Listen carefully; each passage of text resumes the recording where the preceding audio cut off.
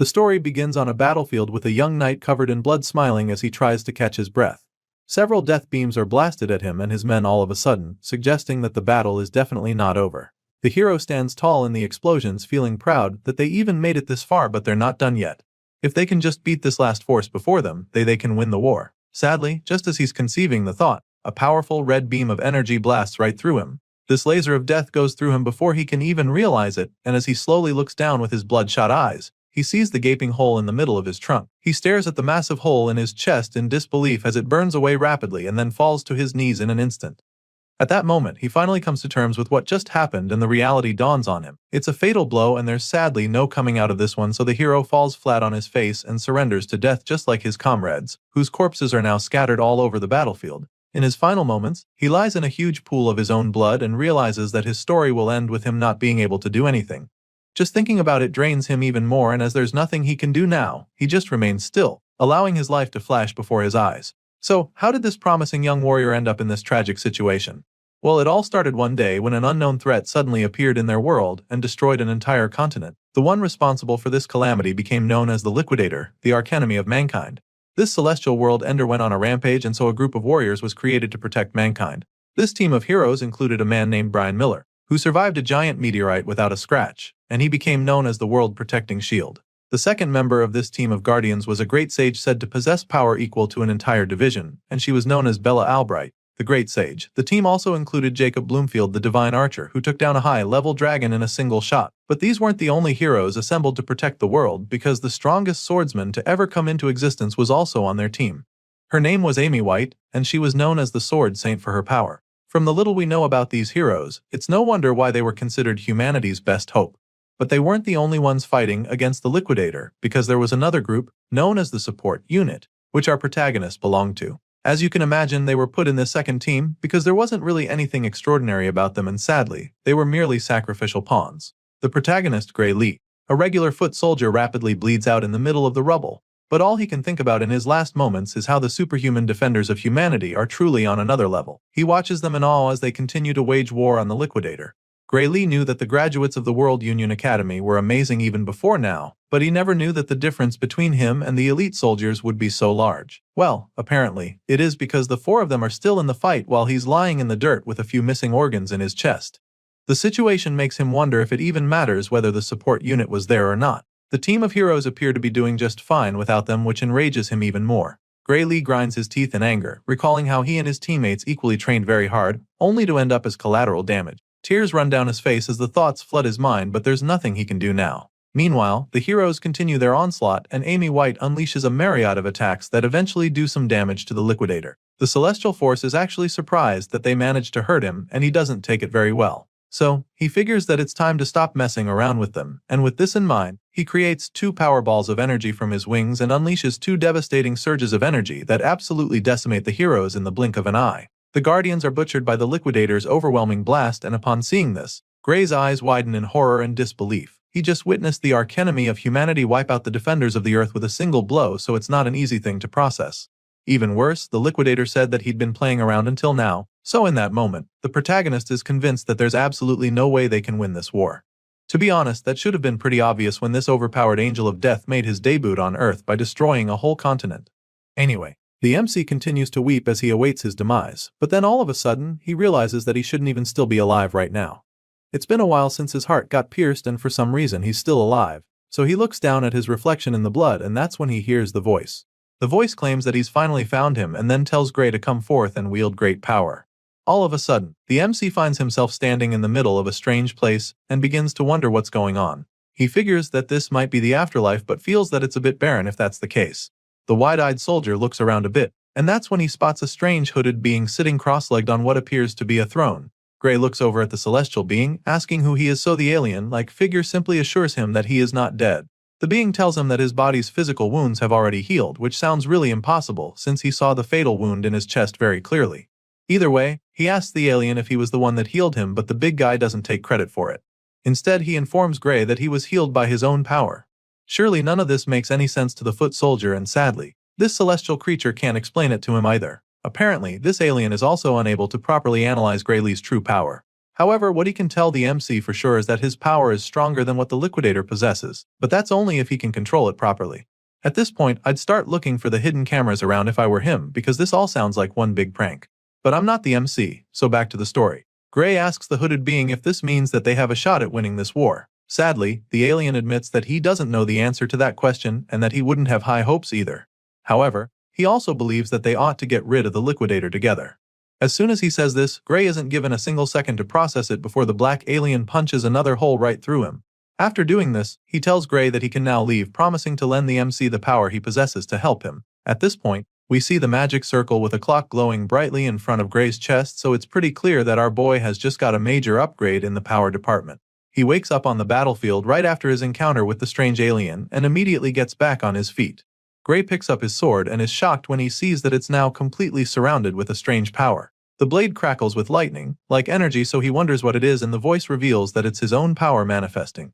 As for the alien's power, it cannot be seen with the naked eye, so he explains this to Gray. Our boy is excited about this new power, especially since he literally just cheated death, and since the Liquidator is still around, he decides to test out his new abilities on the ruthless angel of death. The evil alien suddenly senses something coming at him, and by the time he turns around, Gray is already on him. Our boy attacks with a brutal slash of his menacing sword, and the Liquidator almost seems horrified by his presence. The evil alien can't believe what is going on because he didn't think there was any powerful opponent left. He can sense the power within our boy, so he knows how dangerous Gray is. This is confirmed when the hero lands a hit that does some real damage, and this boosts his confidence a lot, so he charges in for another swing and even starts to get cocky, feeling that he is stronger than the Liquidator. However, the World Ender quickly reminds Gray why he should not be underestimated. Just like he did with the Guardians of Earth earlier, the Liquidator uses a single slash to split Gray in two. It happens so fast that he doesn't even feel it immediately, and by the time our boy looks down, he's horrified to see that his legs are no longer connected to his torso. The Liquidator uses this killer blow on him, but also commends Gray for being able to force him to throw everything he's got. Apparently, the Liquidator thinks that slicing the MC in half will be enough to kill him, so he turns around, preparing to fly away. But then, in a shocking twist, the same energy that engulfed the sword earlier flows out and expands, covering Gray's entire body and enabling him to heal in a split second. Then, the sword increases incredibly until it's so massive that even the Liquidator is bewildered. The evil alien already knows that Gray is about to land a devastating blow, so he quickly creates a shield to protect him, as he's no longer even sure that this opponent is even human. Our boy gets fused with the energy like a host and a symbiote, and with a murderous glow in his eyes, he takes a terrifying swing at the Liquidator. The alien manages to block this attack using his shield, but it doesn't take long for Gray to overwhelm him and destroy it with a mind-bending beam of energy. The blast sends the Liquidator flying, and even though he doesn't have any expression on his face, you can tell that he's starting to get really afraid of our boy. And so, with the battle taking a drastic turn, Gray Lee unleashes another haymaker, admitting that he also isn't sure if he's human anymore. Despite Gray Lee's ferocious strike, when the dust clears, he finds that the Liquidator is still very much in the fight. He's perplexed by this and doesn't even get how the alien is still alive after taking such a hit. As such, he admits that the Liquidator's strength is truly something out of this world. Now the two powerhouses stand face to face against each other, and mankind's archenemy is still trying to catch his breath. Sure, he's still in the fight, but after seeing what Gray can do, he's not even sure how to attack. On the other hand, the newest hero from Earth is feeling pretty confident that he can win. So, he looks at the Liquidator dead in his alien eyes and vows to crush him over and over until he's dead. You can tell that he's not even bluffing about this from the look in his eyes, and right after squaring up with the World Destroyer, he unleashes another devastating slash from his mighty sword. The Liquidator tries to dodge it, but he gets hit hard, and this time around, he even bleeds. He groans in agony, calling Gray Lee a monster, but even though he's suffering right now, he has no intention of giving up, and so once again, he decides to stop messing around and go all out against this human hero. The Liquidator heals himself and activates his secret weapon. His entire body begins to glow even more than before, and multiple sets of wings shoot out of his back. The alien also somehow manages to make everywhere go dark and tells the hero that his time is up. That's when Gray looks up in shock to see that the guy turned day into night. The World Ender continues to activate his killer move, and it's starting to look like the tables are about to turn again. However, Gray Lee is not deterred by the Liquidator's little magic trick, and so he charges at the enemy once again with his massive sword to end the fight for good. Shockingly, this time around, he's not able to penetrate the alien's shield despite pumping a lot of energy into his sword. His attack simply bounces off the barrier, leaving him pretty taken aback for a second. He's still trying to understand what's going on when the Liquidator explains it to him. The World Ender tells him that all his attacks are futile because within this plane of true dusk, nothing is capable of harming him. At this point, the Liquidator is feeling invincible. He casually advises our boy to stop his useless resistance and take a look at the stars. Hearing this, our boy looks up at the sky in horror, and his pupils continue to dilate over and over as he stares at the bright light up there. The alien talks about how beautiful it is while Gray is just modified because he knows that the bright light isn't just for show. Sure enough, the powerful ray of death shoots down on him and a cataclysmic explosion follows immediately. After the blast, the dust and smoke slowly clear, revealing the gigantic crater in the ground. The hole is so big that you'd think an asteroid crashed there. Seeing this, the alien is convinced that the human warrior will not be able to revive himself this time around because he is most likely pulverized to dust already. That's what he thought though, but he quickly realized how wrong he was. All of a sudden, bolts of lightning start to appear in front of the crater. The energy rapidly builds up, leaving the Liquidator bewildered once again. He stares at the ball of energy as it enlarges and then, some kind of magic shield with a clock-like appearance pops up right in front of the alien.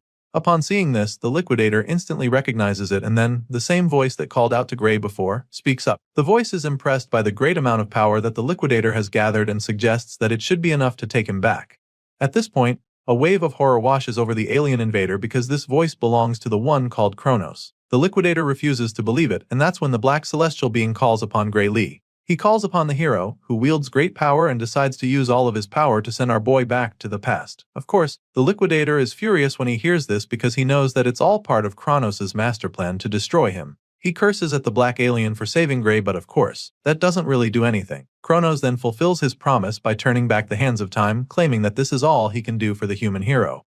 By sending Gray back to the past, Kronos basically entrusts the gate of the human world to him. Everything fades out afterward, and after it all turns white, our hero suddenly wakes up in the middle of a field. As soon as he opens his eyes, he takes a look around, wondering where he is. That's when he spots the small village down the hill in the distance, and is even more stunned because it just so happens that it's his hometown, Renato Village. Gray is extremely perplexed by this since it doesn't make any sense. The last time he checked, his village had been destroyed for 15 years, so he knows that it shouldn't be here. But then again, in his confusion, he recalls what Kronos said to him on the battlefield. He remembers that the black alien god promised to send him back in time, so after putting all the pieces of the puzzle together, Gray realizes that he's actually in the past. His thoughts are suddenly interrupted when he feels a sharp sting in his hand. He takes a look at his bandaged forearm and immediately remembers having this injury. The wound is from the time when he was being picked on by someone named Belder and a few other bullies. Gray starts trembling in fear at the thought of those bullies. He remembers how badly they beat him up, and he's not ready to go through that again. Unfortunately, he also remembers how strong they were, so he's afraid that he won't be able to beat them. Our boy has been so traumatized by his bullies that just thinking about it sends him into a panic attack. He closes his eyes and eventually calms himself down. From the look of things, it appears that he never even left the village, so he concludes that defeating the Liquidator was probably just a dream. With this in mind, he accepts his fate and makes his way back to the village. He doesn't want to get hurt by the bullies, so he decides to come up with a plan for them when he's feeling stronger. Unfortunately, on the way back home, he runs into the very same bullies in the bush path. He can't believe how bad his luck is, so he just stares at them with a blank expression on his face. We're finally introduced to the leader of the gang, Belder. He claims that they've actually been looking for our boy and complains about how Gray made him go through a lot of trouble to find him. At this point, the MC is probably wishing he could just disappear or teleport elsewhere, but sadly that's not happening. Belder suddenly tosses a sword at his feet and tells Gray to pick it up. Our boy is still in a daze as he's trying to understand what's really happening here, so Belder warns him not to act dumb. And so, he bluntly tells the MC that he wants to have a mock battle, but Gray still doesn't pick up the sword. Instead, he politely declines the invitation, explaining that his injury hasn't fully healed yet. He then thanks the bullies for the offer and tells them he's not joining them till his wounds heal. Of course, these goons aren't the kind to take no for an answer. Belder insists that they have the mock battle, assuring him that it's safe since the blade is blunt. They start moving closer to him like a pack of wolves around injured prey, but Gray refuses to pick the sword. He insists that a blade is still a big chunk of iron no matter how blunt it is, and that it can still be very dangerous, but Belder finally runs out of patience. The bully gets fed up and tells Gray to shut up, claiming that he has no right to say no to him. He makes this clear to our boy and then tells him that he's free to fight without a weapon if he doesn't like swords. Before Gray can even process this, Belder charges at him with his blade, and it actually baffles him because the guy doesn't even mind attacking him when he's unarmed. What the hell happened to this being a mock battle? It's pretty clear now that there's no running from this, so Gray decides that it's time to get his head in the game. Before he was sent back, a former military doctor gave him a piece of advice. It turns out that the reason for Gray's lack of improvement in his swordsmanship was due to an injury he sustained as a child. Thinking about it now, the MC realizes that this might actually be where his life as a loser began. Belder speeds toward him like a runaway train, and just as he's about to land the hit, our boy somehow manages to dodge it by reflex. He's even shocked that he managed to evade a hit and begins to wonder if Belder's strikes were always this slow. Enraged by the first miss, Belder goes on for another swing, only for Gray to dodge it yet again. After avoiding getting hit for the third time in a row, our boy finally realizes that Belder isn't slow. The bully also starts getting frustrated by the fact that he can't even land a single hit, so he curses at Gray in annoyance. Unfortunately, his anger can't even help him now, because he just misses yet again, and so our boy realizes that he's actually the one who's gotten faster. The other bullies are stunned when they see how fast the guy is all of a sudden. It's as if he's a completely different person now, so they all watch in amazement as he makes a fool out of Belder. After dodging everything the guy threw at him, our boy finally decides to pick up the sword. He may not have his old body anymore, but he still has the memories of the battles he has fought. Gray bends down to pick the sword and Belder takes the chance to charge at him from behind. Unfortunately for him, Gray casually deflects him with a single swing of his own sword. He sends the bully flying with this strike, and he's even surprised that one nonchalant strike was enough to throw his almighty bully off his feet. Right now, the guy is starting to look a lot like an amateur, so he's starting to think it wouldn't be fair for him to fight him. But then again, he remembers everything that Belder's gang put him through, so he decides that the ringleader doesn't even deserve his pity. After all, it's these same pieces of trash who tormented him because he couldn't fight. Thankfully, that's not the case anymore, so he's more than happy to flex his new skills. He uses another effortless swing to disarm Belder, and after seeing how easily the sword left his hand, he realizes that the bully is actually worse than an amateur. Gray suggests that Belder hasn't been trained on how to receive a blow from a sword. This doesn't matter though. After all, these bullies were the same ones who taught him it's totally safe to beat someone with a sword as long as its blade has been dulled. And so our boy takes a big swing of the so-called blunt sword, and it still somehow manages to cut Belder's body open. The guy's eyes widen in horror as the blood from his shoulder splashes all over his face. He's in utter disbelief, but what's more is the severe pain. He suffers so much that he's forced down to his knees. Belder shouts in pain while Gray Lee just freezes in shock because he's equally stunned by what just happened. The blade was supposed to be dulled, so he doesn't get how it still managed to cut the troublemaker. In his confusion, he takes another look at the blade to check if it's really the case, and he confirms that it is actually blunt. As such, Gray realizes that he might have even killed Belder with that slash if he had actually given him a sharp sword.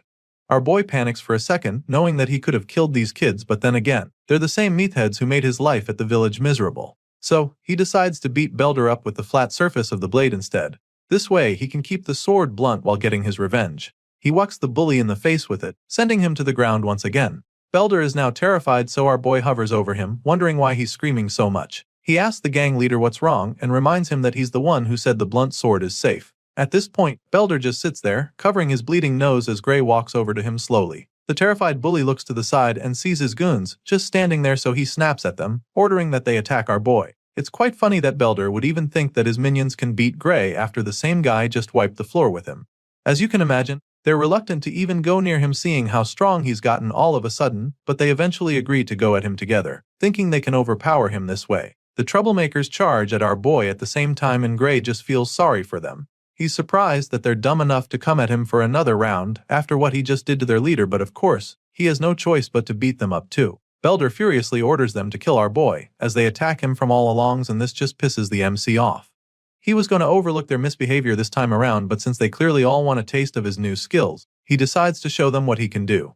A few moments later, Belder and his goons are all on their knees with swollen faces. They've been so badly beaten that there's steam coming off their bodies and looking at them now. Gray is baffled that these are the same guys he's been so scared of. He remembers that these guys are the ones from the Saria swordsmanship dojo, so he asks to confirm if that's the case, and Belder explains that he's kinda correct. Apparently, they felt like they had gotten strong enough, so they haven't been going to the dojo lately. It's pretty baffling for Gray when he hears them say this, because he can't believe that their current level can be considered strong enough. With this in mind, he figures that he shouldn't expect much from the dojo itself, seeing the kind of students it produced. However, he still believes that it might be useful to him, and so he asks them to introduce him to this dojo they attend. After all, he heard that it's by referral only and would like them to invite him. For some reason, Belder is not really excited to bring Gray in because he'll be too embarrassed if he told his master that he lost a sword fight. He suggests that our boy find someone else to invite him, but he's in no mood to be denied. So, since Belder doesn't want to come play, he decides that they resume their mock fight instead. Before he can even say anything after that, the bully agrees to introduce Gray and starts running toward the dojo, leaving his buddies behind even. Eventually, they're all back in the village, and that's when Belder finally asks Gray why he actually wants to go to the dojo. Apparently, this very dojo has a recommendation slot for the academy, and when our boy asks about it, Belder admits that he also heard something like that. As such, our boy explains that this is the reason he wants to go, by one of Belder's buddies feels that he's already strong enough without going to the academy. Sadly, Gray knows that his current state is not going to be enough to defeat the Liquidator.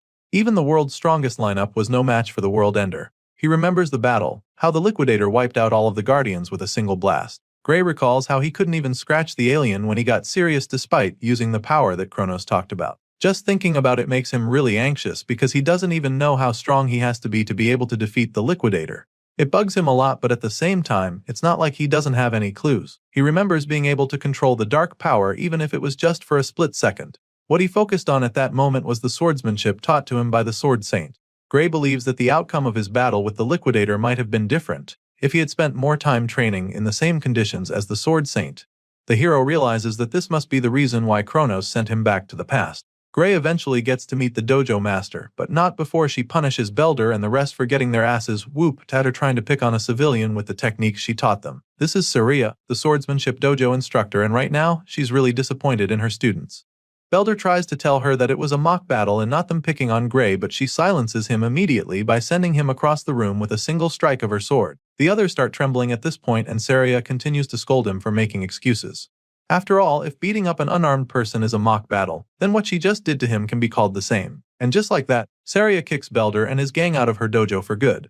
Of course, they don't even protest because things would get worse for them, so they just run for their lives. After sending them away, Saria apologizes to Gray for all the trouble her former students caused him, but he assures her that there's no need to worry about that, and she thanks him for letting it slide. Once that's out of the way, she goes straight to the point, asking if he wants to get recommended to the academy. When he affirms this, she explains that she needs to confirm his abilities before she can do that. Gray understands this perfectly, so he braces himself for the test to come. Saria tells him that he's free to have the first move and encourages him to come at him whenever he's ready. Sure enough, the hero charges at her in a flash with several powerful slashes that actually surprise the dojo master. She can tell that his swordsmanship is quite practical for his age, and it's as if he's been through countless battles before from the way he's moving. Saria tries to counter a follow-up strike, but Gray just slips under and goes in from the side with blazing speed, which makes her certain that Belder and the others are no match for him.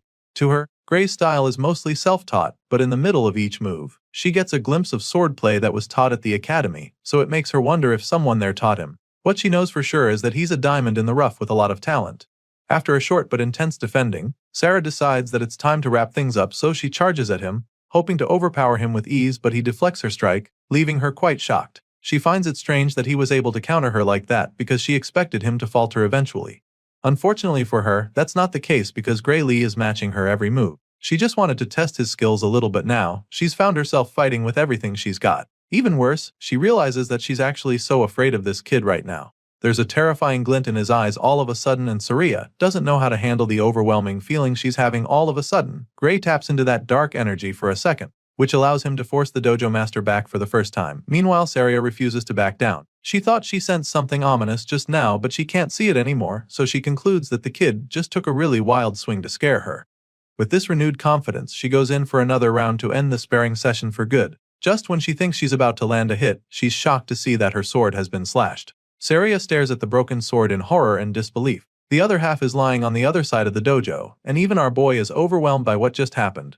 What he just felt is the same sensation as back then on the battlefield when he can feel the dark energy coursing through him, and he's shocked because he didn't think that he has that power even now. While he's still trying to figure it out, she feels the dark energy overwhelm him all of a sudden.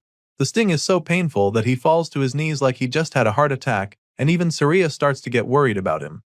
With a worried look on her face, she asks him if he's alright, but he can't even answer since he's still fighting for his life. Apparently, his body failed to keep up with the dark power he exerted just now, and so now he's trying to recover. After a few seconds, the pain subsides and he's able to get back on his feet, so he tells her that he's okay. He could barely stand a few moments ago, so after that experience, he realizes that he shouldn't use this power carelessly. Unfamiliar with this situation, Gray wonders if it would be a good idea to tell Saria about his power. But after seeing the puzzled and judgmental look on her face, he decides that it's best not to bother.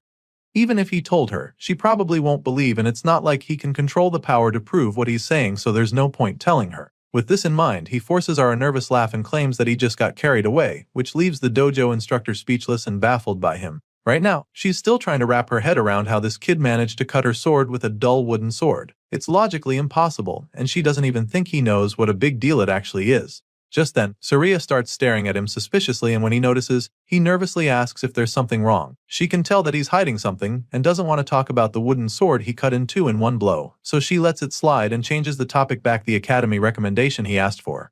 Gray confirms this once more, claiming that he hears she could give him one. In response, Saria admits that she actually could give him a recommendation to the kingdom's finest educational institution, the Royal Academy of Swordsmanship. However, she tells him that she cannot recommend that he go there. Her next statement comes like a blow below the belt to our boy as she tells him that he's not suited for that place. Gray starts beating himself up for it the moment she says this, thinking about how he always knew he wasn't strong enough yet.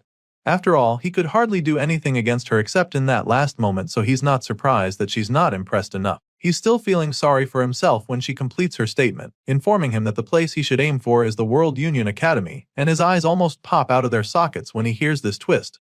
Apparently, Saria doesn't want him going to the kingdom's finest institute, because she believes that he belongs in the world's finest institution. Our boy is blown away just thinking about that place because it's the same institution where the Sword Saint and the other heroes came from. He never imagined that someone like him could even get accepted there, and Saria assures him that it's not impossible. However, his body is nowhere near fit enough to be a swordsman, and so it's going to be a stretch right now. In the Royal Academy, she feels that he'll be able to take it with his skills, but it just won't cut it in the World Union Academy. And so, she's really perplexed by the young man in front of her, because she doesn't get how on earth someone can acquire such skills with a feeble body like his. Gray Lee knows that she's right. Everybody from that academy is a genuine monster, so with a body like this, he doesn't even stand a chance of competing with them. Saria doesn't hear what he's thinking, but from the look on his face, she can tell that he's already feeling defeated.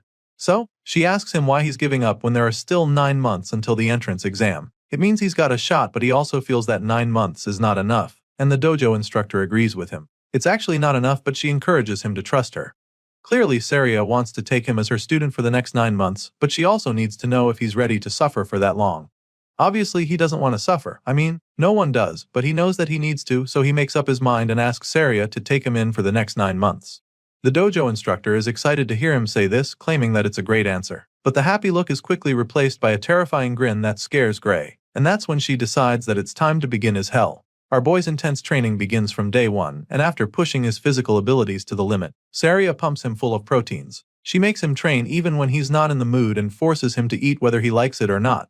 This becomes his life from the day he stepped into the dojo for the first time, and 8 months later, Gray Lee's physical appearance is completely transformed. All of his muscles are finally defined with pronounced chest and arms, popping deltoids and chiseled abs. His 8 months of hell really pays off, and Saria is delighted to say that he's grown a lot more muscular. He's so ripped now that she doesn't even think she has anything to teach him anymore. And so, she encourages him to go out there with confidence. Gray is glad to hear that she's proud of him and the progress they've made, but he doesn't get why she's sending him out now when there's still a month until the exam. So, she explains to him how difficult it can be to take an exam in a place he's not used to.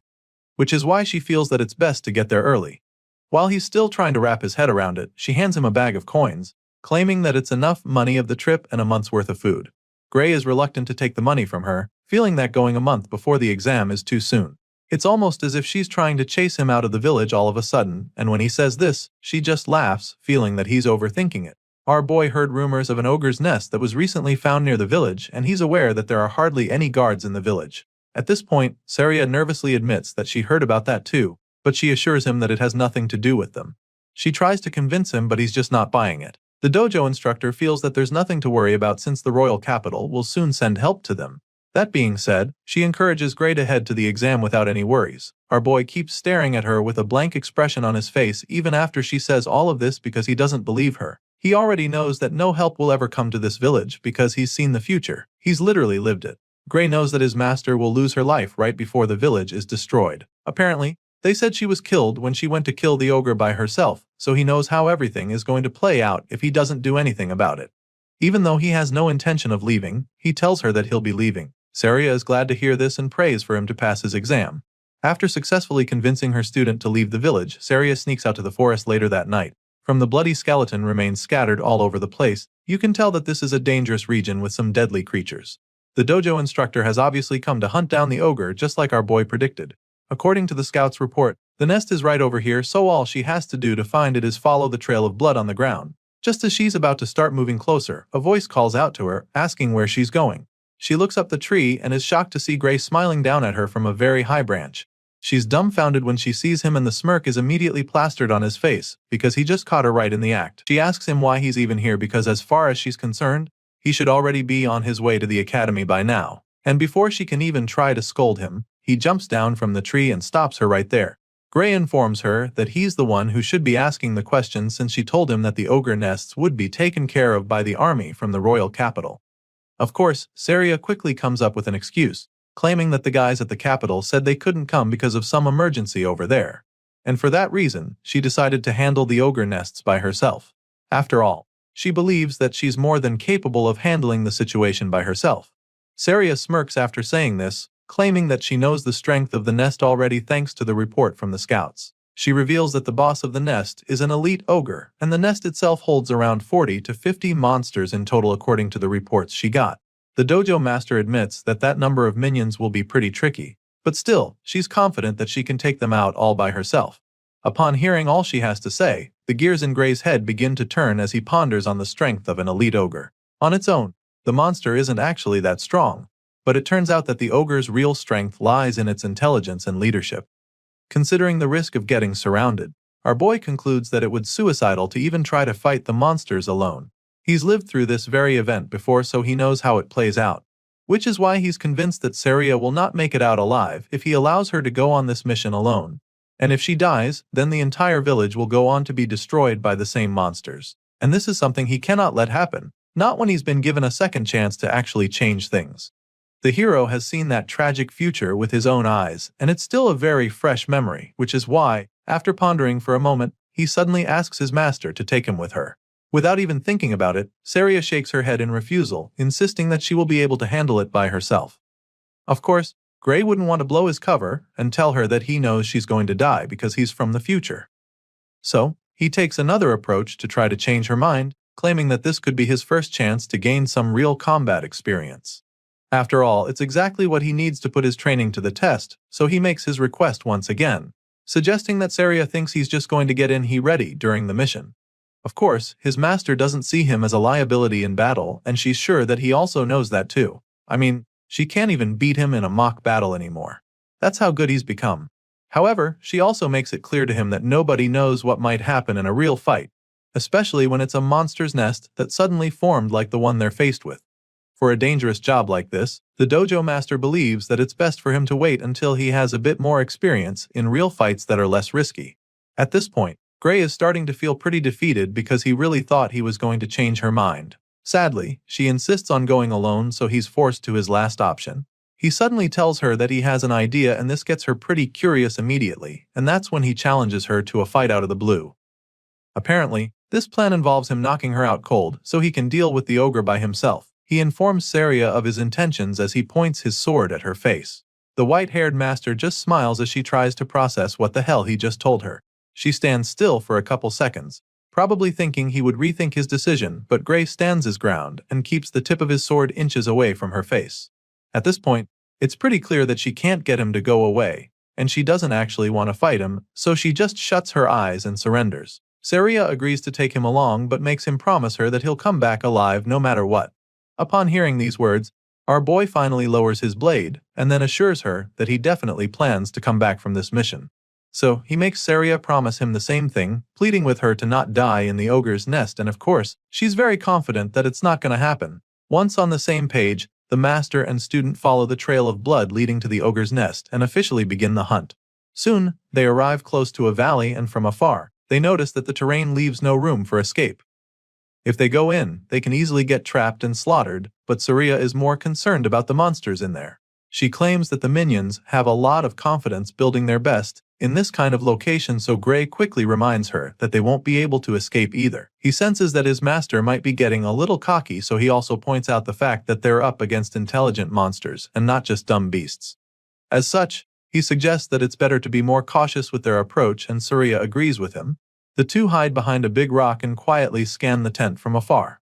After looking around for a bit, they still can't pick out the boss anywhere, so Saria suggests that it's probably in one of the tents. As far as she's concerned, that's a good thing, because at least they can quickly take out some of the minions and reduce the number before the boss comes out. With this in mind, she tells Gray to take out the enemies one side while she attacks from the other side.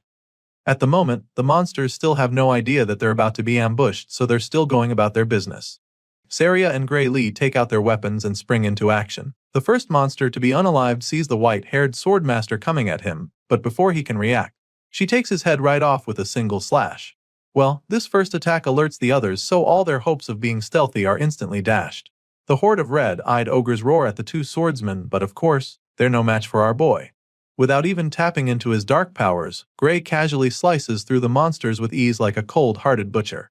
He dismembers the ogres with lightning-fast strikes, and his master also finds it's pretty easy to take out all the monsters on her side. And so, after only a few minutes, the nest is filled with bloody ogre corpses scattered around. The two wipe out the first wave with ease, and Saria is really impressed by Gray's skills. She's quite surprised by how good he is and begins to wonder if this is really his first time on a battlefield. The dojo instructor is so intrigued that she almost gets distracted while teasing him, but our boy is locked in right now, so he urges her to stay alert, revealing that this is just the start of the battle. Gray stares at the dead ogres lying around and starts to get this strange feeling. The first fight was way too easy, so he finds it weird that the monsters were so weak. It's baffling because he is sure that Saria would have been able to take them out just as easily even if she was alone. It doesn't make any sense because in the original story she was killed in this very nest. At this point, Gray realizes that something really horrifying must be inside that tent. He peeks into the dark tent as the thought crosses his mind, and that's when a terrifying pair of eyes glare at him from the darkness. Gray's eyes pop out in fear as chills run down his spine, and without even thinking about it, he shouts for them to get the hell out of there. Our boy tells his master that they have to leave immediately, urging her to run away with him, but the cocky sword master feels that he's exaggerating. She asks him what's wrong, feeling that there's no need to retreat, but after seeing the look of horror on his face, she doesn't think twice before running after him. Now, they're both running out of the nest as fast as their legs can carry them, but their efforts prove futile very quickly because all of a sudden, a figure appears to leap into the air right above them to intercept them. The green-skinned creature blocks their path, landing right in front of them, and our boy begins to panic even more. Saria, on the other hand, gets really excited because she thinks she's finally getting her chance to face the elite ogre. Unlike the weak minions they wiped out a while ago, this ogre is a lot larger with a big helm and a massive axe, big enough to chop down trees with a single swing. Rather than being terrified, the dojo master goes on and on about how honored she feels that the boss came to them itself. In a shocking twist, this giant ogre on steroids isn't even the boss, and Gray is the one who breaks the news to her. It turns out that the real boss is even far more powerful than the juggernaut standing in front of them. At this point, Saria turns around to see the army of orges charging at them with the real boss standing at the back, exerting an overwhelming surge of power from his body. For the first time, the white-haired swordmaster feels afraid, and before she can even process all her emotions, they're surrounded by a swarm of axe-wielding orges. Despite being trapped, she remains immobilized by the overwhelming power radiating from the boss. It's at this point that Gray reveals they're up against something far stronger than the elite ogre. What they have on their hands right now is an ogre general, and the nest they just attacked belongs to the ruthless green abomination. Saria finally snaps out of her daze and admits that an ogre general is not a monster they can handle on their own. It's now pretty clear why the entire village got wiped out, sadly. It looks like history is about to repeat itself because they're currently outnumbered and outgunned. Seeing how dire the situation is, Saria suggests that they just kill the brute in front of them and keep running. Without any hesitation, she desperately charges at the helmed ogre with her sword, hoping to quickly finish him off, but the guy is no pushover either. He blocks the first strikes, which surprises Saria, but she goes again and is able to land a hit on his shoulder. Sadly, her excitement quickly disappears as she watches the wound heal rapidly right before her eyes. As if this guy wasn't tough enough, he also has regenerative abilities. Seeing this, Saria decides that there's no use even fighting, but that's when Gray explains what's going on. Apparently, the ogre general's roar boosts the strength and recovery power of his soldiers. This is why the minions appear strangely more powerful than normal. Saria struggles to hold off the big guy, while our boy is baffled that he's not been able to defeat a single one of the ogres in this second wave. He lands hit after hit, but they just recover immediately. All of a sudden, he decides to leave his back to Saria, asking her to just buy him some time. Of course, that's not going to be easy at all since she's been struggling with only one ogre. She's really concerned when he says this, so she asks him what he's planning to do, and that's when he tells her that they have only one option left if they want to come out of this alive. And with that being said, Gray reveals his suicidal plan to go after the ogre general. Our boy knows that the source of their power is the elite boss of the nest, so he decides to go after it. He slashes his way through the sea of ogres, but they just keep coming back to try to flank him, which just annoys him even more. He has his sights locked on the target, so for now, he just needs to focus on wiping out all the enemies in front of him to clear the path. Sadly, that's exactly when he comes face to face with an ogre that shatters his sword with a big axe. Gray is dazed when this happens and spends a moment staring at the short piece that's left of his blade. It's clear now that his sword can't withstand fighting a strengthened ogre, which is a really bad sign since he intends to face the ogre general soon. He quickly gets his head back in the game and dodges a mighty strike just in time. And while he's still in the air, he takes out his spare sword. He's lucky to have one, but he knows that it's just a matter of time before this one gets broken too. As if she was reading his mind, Saria suddenly tosses her spare sword to him so he can have two. He thanks her as he catches the second blade with ease, but even though he has two swords now, he knows that they're still not enough to wipe out all the enemies.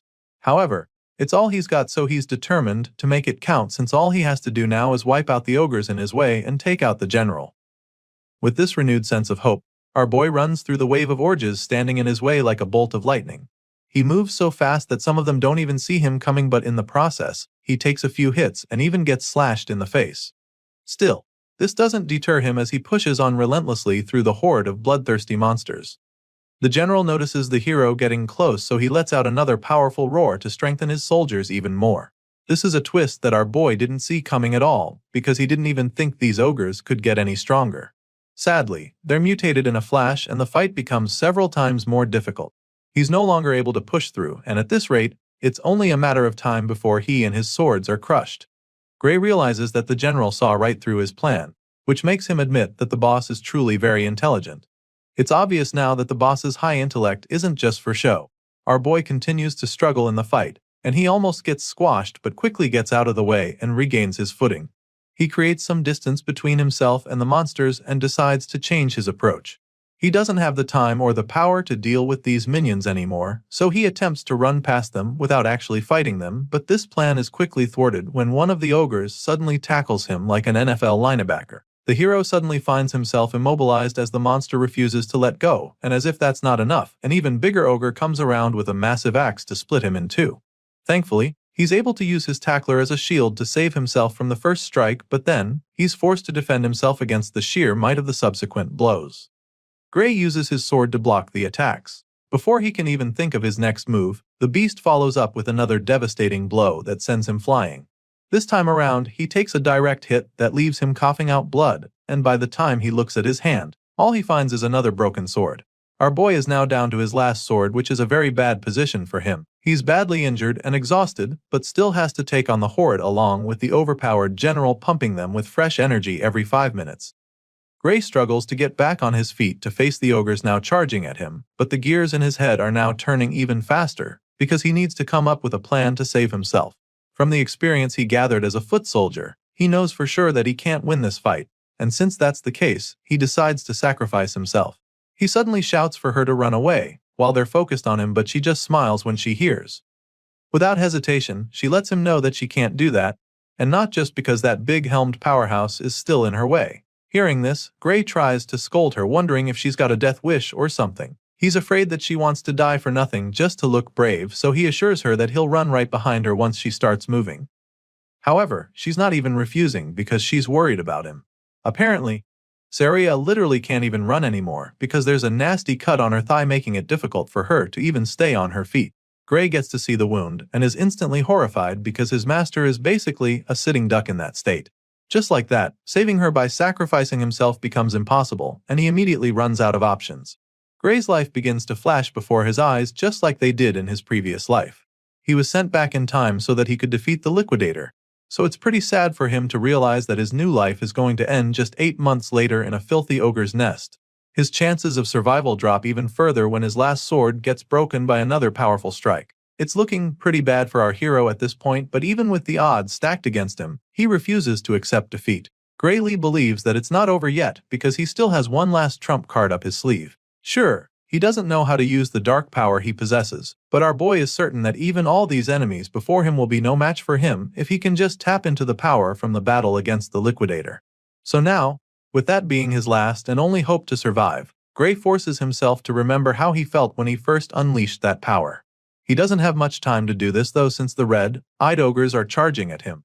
Our hero closes his eyes to focus so he can remember the sensation from that time, and while doing this, he points his broken sword at the enemies, hopeful that the dark power would transform it into a deadly weapon in no time. Sure enough, our boy manages to activate the power in the nick of time. Just when he's about to be smashed by the monsters, his broken sword comes to life with the dark power, allowing him to destroy the ogres before him permanently. Saria is very shocked when she sees this, and she's already pretty worried, but before she can freak out, Gray turns to her with half of his face consumed by the dark energy. And then, he smiles at her, assuring her that everything is alright. Our boy's not kidding, and we're able to see why he just said that. Gray is now a lot more powerful than he was a few moments ago, which is why he's able to casually wipe out the horde of the ogres in front of him. Apparently, these strikes are so potent that the ogres are unable to recover from them, and even though the general starts to take some damage as well.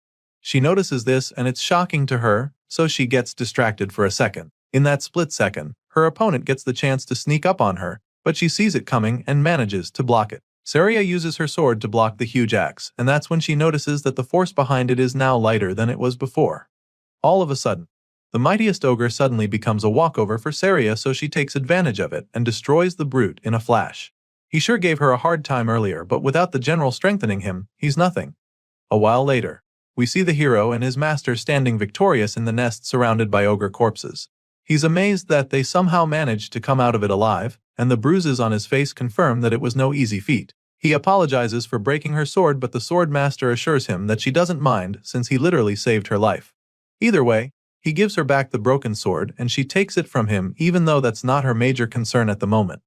While taking it off his hands, she tries to ask him about the attack he used to win the fight, but before she can finish talking, our boy collapses to the floor headfirst. The hero passes out in an instant, which leaves her absolutely horrified, so she starts. While she's trying to wake him up, we see that our boy's consciousness is actually elsewhere. He finds himself standing in a dark, empty place filled with shallow water. In the middle of the place, there's a huge door with chains on it, which he finds very strange. And while he's still trying to wrap his head around what the hell is going on, weird gusts of energy start to flow out of the door along with mysterious symbols. At first, he doesn't understand what's going on, but he quickly realizes that it's the same power that kicked in on the battlefield. A line appears in the middle of the door like a smaller gateway, allowing the dark clouds to seep out. This makes Gray wonder if opening the door will allow him to get that power. Of course, there's only one way to find out, so makes up his mind and starts marching toward the door. He gets closer, and after only a few steps, he feels an overwhelming and ominous force pull him back. The massive red skeleton spirit drags Gray away from the door with a crushing power that horrifies him. After that suffocating experience, our boy realizes that he's definitely going to die if he opens that door in his current state.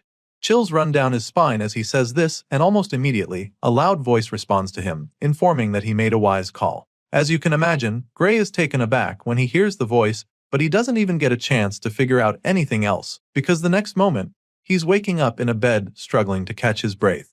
He wakes up like someone who just had a nightmare, so Saria is really concerned about him. Thankfully, Saria is in the room, so she comes to check on him, seeing that he's finally awake. She clearly has not fully recovered from the damage they suffered in the ogre's nest.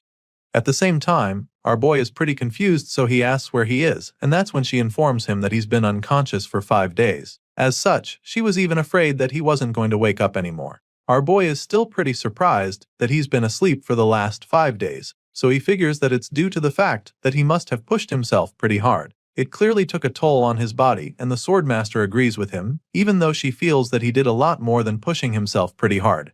Anyway, she's concerned about his condition, wondering what the state of his body is. She asks him if he can move, and since he also does know the answer, he decides to give it a try. Sadly, Gray suddenly realizes that he can't move his right arm at all. He can't muster any strength in it, and even though he knows he can move a bit, he's afraid that he might not be able to hold a sword with it. As if that's not bad enough, he also notices a weird bruise on his bandaged arm with dark energy spreading. Saria notices that he's struggling with it, so she asks him about it. Hearing this, Gray is a little surprised because it means that she can't see the dark tattoo like bruise on his arm. Since that's the case, he simply admits that he can't put any strength into his dominant arm. Apparently, the Swordmaster isn't actually surprised to hear this. It's just as she thought, and so she also knows that it won't heal back to normal anytime soon. After all the bones in his right arm are in pieces. Clearly, the hero didn't know about this, especially since it doesn't even seem hurt at all from the outside. He explains this, and that's when she tells him that they've already treated it with a magic potion. For some reason, our boy doesn't like the sound of that at all. He stares at the empty potion bottle in shock and panic, because the last time he checked, such things were extremely expensive. However, his master assures him that he shouldn't worry about it, because the village chief was the one who gave it to them. He's shocked to hear this too, because he can't even wrap his head around why the chief would give a potion to someone like him. The moment he says this, she sounds baffled that he'd talk like that, and that's when she informs him that he's literally the hero of the village. Of course, this doesn't even make any sense to him, so he just stares at her in bemusement. He's still processing what she just said when someone bursts into the room, asking for him. He recognizes the loud voice, so he immediately jolts up from the bed to greet the village chief. He nervously tries to start thanking the man for the magic potion, but the chief cuts him off, stating that they're the ones who should be thanking him. He helped them kill a freaking ogre general, the same monster that couldn't be scratched even after rally the forces from the surrounding town gathered to fight it. The chief is certain that the entire village would have been destroyed if Gray hadn't killed the monster, and he's not wrong. So once again, he thanks our boy for his help and places the potion bottle back in his hands. After all, if it wasn't for him and Saria, nothing would be here right now, not the village, not the people, and not even the potion itself. The hero tries to be all modest about it, suggesting that the chief is exaggerating, but the man claims that he all knows he's just stating things as they are. Upon hearing these words and after seeing the look in the man's eyes, Gray realizes that the chief is probably right. In the world before he was sent back in time, this village was supposed to have been destroyed by the ogre's attack. So, indeed, if it wasn't for him, they wouldn't be standing here right now. Seeing how puzzled Gray looks, the chief offers to explain in great detail to him what he's done if he still doesn't realize its significance. Moving on from that, he asks our boy if he's really going to take the entrance exam at the World Union Academy. It turns out that our boy had forgotten all about the one thing that made him train hard for the past 8 months. So, when the chief brings it up, it's like a dagger to the heart because he realizes how much he's messed things up. He went after the ogres just over a week to the entrance exam, and he's been asleep for the past 5 days in this infirmary, which means that he only has 2 days left till the main exam. Getting to the World Union Academy alone takes 3 days on foot, so walking there is no longer even an option. He could get there in a day on horse, but he doesn't have that kind of money, and so he summons the courage to ask the chief to lend him a horse for his trip.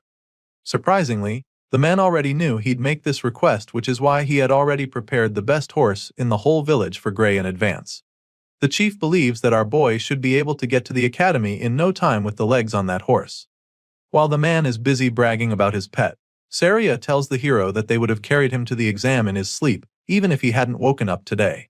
After a while, our boy gathers enough strength to stand, so he walks to the door, and as soon as he goes outside, he's greeted with a huge crowd of villagers thanking him and wishing him success in his exams. They're all grateful to him for saving the village, and while most of them are holding up posters, one guy walks up to him with a sack as a gift. Gray asks what it is, and the man claims that it's something the whole village chipped in for him. Apparently, they heard that it costs a lot to apply to the World Union Academy, so they came together to raise the funds for him. Our boy is shocked that everyone contributed to the cause, but the feeling is quickly replaced with joy and gratitude as he thanks them for their kindness. Soon it's time for him to get going, so he says his goodbyes. Saria is with him as he prepares to set off, and he admits that it's going to be really hard to come back here if he fails the exam after everything the village has done for him, but his master assures him that there's no need to worry about that. As far as she's concerned, not a single one of the other applicants in the World Union Academy could beat an ogre general. Sure, Gray knows she's probably right about that, but he still has concerns about his banged-up right arm. Hearing this, Saria simply asks if his left arm is good, which he confirms. Of course, it's not his dominant arm, so he's not sure about using it, but she insists that it's good enough to good him in. She also doesn't think he needs to use that dangerous power inside him, but he feels that the entrance exam might be tougher than they think. Thinking he can pass with just one arm seems a bit like a stretch to him, but Saria assures him that it's going to be fine because she trusts that the Academy's examiners won't be so blind as to overlook his ability. If there's one thing she can guarantee him, it's that he'll definitely pass the exam. At this point, our boy has already mounted his horse, ready to set off, so he thanks her once again for the pep talk, feeling a lot more confident. Just like that, our hero sets off on his journey to begin the next chapter of his new life. In the previous world, this village was destroyed, but he knows that the enemy of mankind still exists here. However, he also knows that this world is no longer the same as the old one, because the future can be changed with this power that he now possesses. Soon, our boy arrives at the capital, and the first thing he does is thank the beautiful horse that got him there. He's only been in the city for a short while, but he can already spot the amazing structure that is the World Union Academy. Despite how expensive it is to apply here, the place is absolutely swarming with potential applications. There's a sea of people gathered in the World Union Academy, and every single one of them dreams to become a hero. Over the speaker, they're informed that the distribution of exam tickets will begin shortly. Until the process is completed, all applicants are instructed to remain inside the central arena. Among the crowd, some people start chatting about how competitive this academy is. Apparently, out of the thousands gathered in this arena, only 20 of them will be accepted into the World Union Academy.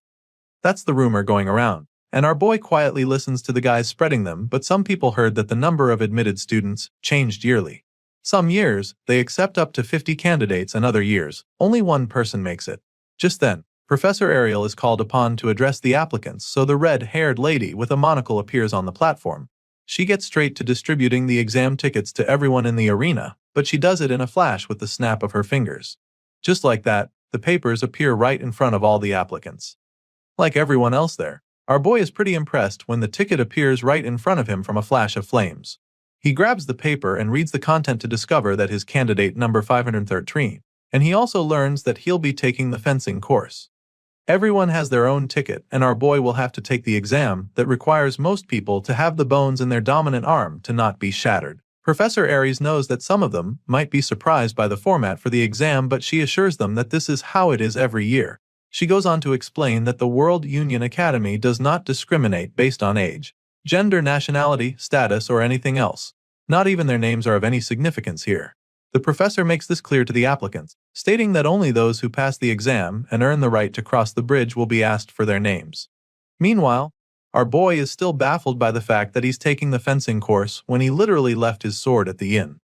He doesn't get what kind of system this is, so he's pretty hung up on it. While he's busy racking his brain, the professor reveals that she assigned their courses according to how they look. And so, she asks those who feel he was wrong about it to raise their hands. Many of the students find it hard to believe that she picked their courses just by looking at them, because there are literally thousands of them. Judging by their reactions, along with the lack of raised hands, it's pretty clear that the lady got their courses right. Still, many of them believe that there's foul play. To them, the academy either checked them beforehand or she used magic to read their minds. After confirming that she didn't miss anybody's course, Professor Ariel states that she'll be announcing their exam schedules next. As such, he asks them to check their tickets for the next update. Of course, all the applicants check their tickets, including Gray Lee, who finds out that his exam will be on the first day at 11 a.m. As you can imagine, he's not really excited to see that he's up on the first day, because he was hoping for a little more time to let his arm heal. Sadly, that's not the case. The professor goes on to pile on the pressure, announcing that this is a one-shot practical exam. Latecomers will be automatically disqualified, so she makes this known to them and advises them to be on time. She also lets them know that the academy does not accommodate personal requests for schedule changes. While the announcements are going on, Gray quietly tries to see if his arm is better now, but sadly, he still can't get any strength to it. So now, all he can do is pray that it heals by morning, even if it's only a little, because otherwise he'll have no choice but to fight with his left arm. Unfortunately, the next day, our hero wakes up and is immediately frustrated because his injured arm didn't even heal at all. Now, he has no choice but to take the exam like that because there's no option for schedule changes. Gray gets ready and heads to the exam, and when it's almost his turn, he is directed to the entrance of the arena. While waiting for his turn, he tries to calm down, reminding himself that he shouldn't be pessimistic about this right now. As he tries to maintain positive thoughts, he realizes that his left arm is still fully functional, and he can even move his right to an extent. With this in mind, he comes up with an idea. Gray concludes that he needs to use the little time he has left to watch the examiner's moves and prepare for them. Our boy believes that what he needs to do now is study his opponent and find an opening to strike. At this point, we get to see the current application in the arena.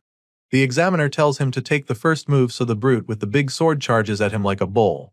He moves pretty fast and successfully takes a swing, but he misses and strikes the floor instead, just missing the examiner by centimeters. He's puzzled when he sees the chill examiner nonchalantly standing with his hands behind his back after evading the attack. The experienced teacher casually avoided the hit, which pisses the applicant, so he angrily goes in for another attack. This time, with an even more devastating swing to the side, but once again, the examiner makes his attack fruitless. He blocks the second strike with his sword, leaving the hothead in disbelief. And once the guy is stunned, he follows up with his own counterattack to quite literally sweep the guy off his feet. The examiner sends the guy crashing like a tumbleweed, and by the time he stops rolling, he's sitting on his butt without his sword and a broken arm. Seeing this, the veteran concludes his exam and asks him to exit the venue with his weapon. Of course, Our boy witnessed everything that just happened, so a smile of acceptance creeps up on his face, because now, he knows without a shadow of a doubt that he's cooked. The examiner calls his number and he just starts walking into the arena. In his mind, all he can do now is go on stage and quietly take his L before going back home, because if that tough guy couldn't even land a hit with perfectly good arms, then what are his odds? Just like he did with the last guy, he tells Gray to make the first move. Sadly, our boy is even struggling to hold the sword properly right now. He can feel the pressure even more now, so he doesn't even think he stands a chance. Nevertheless, he's not a quitter, so he reminds himself that he still has to do whatever he can. With this in mind, he charges at the veteran with his blade, and during that run-up, one of Saria's teachings runs across his mind. He remembers her telling him that a sword isn't swung with just one's arms. She taught him to channel the power generated by his entire body through his arms instead, and now that remembers, he decides to do just that. Even if his right arm is powerless, he knows that he can still drive the force through his other muscles. So, he gives it a try and takes a very decent swing. The examiner dodges the strike, of course, and Gray isn't shocked, since it's not like he can fight the way he usually does. If swinging a sword without arm strength was not easy, no one would bother training their body in the first place, so he sucks it up and shoves the excuses far down below so that he can focus better. Despite being pretty much handicapped, Gray manages to force the instructor to attack him very quickly, but that is when he notices something strange. All of a sudden, the examiner's sword strike starts to look a lot slower than before. It's just like what happened with Belder, but the difference here is the insane force that comes from those apparently slow attacks. However, Gray can still tell that this man's speed and technique doesn't even come close to his master's. With this in mind, he feels that he might be able to make up for the difference in arm strength if he can just stick to the swordsmanship that he learned from her. So, that being the case, our boy goes into beast mode in the blink of an eye. He unleashes a barrage of sword slashes on the examiner, forcing the guy back faster than he would have imagined. He makes the instructor fall back a lot while trying to block the hits to the point that the man almost loses his footing. On top of that, the guy still looks very slow in Gray's eyes, so now he's starting to think that this examiner is not even nearly as strong as he thought before. In that moment, Saria's words play back in his mind as he remembers her assuring him that he would pass. So now, with the way he's dominating the examiner, he's feeling a lot more confident that he can actually do this. Our boy Gray starts to really get the upper hand in the duel, feeling a lot more confident than he was before he stepped into the arena. However, the examiner doesn't intend to lose that easily to an applicant, so he takes things up a notch and begins to attack more forcefully. The instructor unleashes a myriad of slashes, but our boy is able to block them all. Now, it's becoming clear that the difference in power is too great, even though he's already seen through his opponent's swordsmanship. The examiner is stronger than him, and so, Gray is unable to break his form. After blocking most of the attacks, he gets an opening to strike, so he thrusts his sword forcefully, but the instructor deflects it swiftly. At this point, our boy notices that the man's movements are becoming rougher, so he comes up with a plan that could win him the fight. It's a bit risky, but he feels that trying it at the perfect time might just be the move that helps him defeat his opponent. With this in mind, the hero makes up his mind to do it. He lures the instructor to throw powerful moves at him by being more defensive, and this causes the man to leave himself vulnerable for a counter-attack. As soon as Gray sees this opening, a grin appears on his face because his plan worked. After all, in a fight like this, there's nothing more likely to expose an opening than a big predictable swing. With blistering speed, the hero goes in for the finishing blow, which makes the instructor lose his balance. The examiner struggles back in shock when Gray capitalizes on his mistake, and before he can recover from it, our boy launches another strike, determined to seal the deal. Now, the odds are in his favor despite being weaker and having less experience. No matter how great the difference in power is, he's convinced that he'll win if he can just get behind his opponent. Gray takes the bold swing to secure the win, but then a loud commanding voice orders him to stop. So, he halts his strike midway despite being pretty baffled. He looks up at the official, wondering if the match is over already because it seems a bit too early to stop now. Well, it turns out that the limit for the exam has been reached, and with the duel that was on display, the result will be a draw. Hearing this, our boy just stares at the official in shock. He was so close to winning, but he couldn't do it in time, so he sighs in defeat, feeling bad that he didn't make it. It's a crushing outcome for our boy who's trained so much to get to this point. But he knows that he can't protest or argue, because that would be pointless. So, he quietly makes his way out of the arena, believing that he's actually done his best. Of course, it's not so easy to accept a loss like this, especially when it determines his future. The fact that he couldn't even win the first examiner makes him feel that things will be pretty difficult for him. At the moment, his fate looks pretty bleak because his chances of getting into the academy this year are now 0 since he failed to beat his examiner. So, he decides to come back the following year to take the exam again since his arm would have healed by then. With this in mind, he simply thanks the examiners and the academy for even giving him the chance to apply. Fast forward to 1 week later, and it's time for the final round table meeting to decide the students that will be getting accepted into the finest institution in the world. The meeting is held in room 53, and once they're all seated, the chairman asks what they think of the candidates now that they've all completed the exam. The first examiner immediately admits that he's overwhelmed by how tough it is to pick out only a few students, while another one states that the current method of everyone observing together is rather inefficient. As such, he suggests that they divide the workload the following year. It sounds like a good idea at first, but then, another professor doesn't agree with him. The man insists that they can't afford to overlook a talent simply for the sake of making things easier for themselves. At this point, the oldest man in the meeting reminds them that he asked to hear their thoughts on the students and not their opinions on the examination system. That being said, he decides that they start with the swordsmanship course and asks his professors to let him know which of the candidates passed in this category. Well, according to their rules, those who beat the examiners passed automatically, and those who couldn't achieve that will be assessed based on the quality they showed and how they held out during the 15-minute time limit. One of the examiners explains this and then asks the swordsmanship course instructors what they think about it.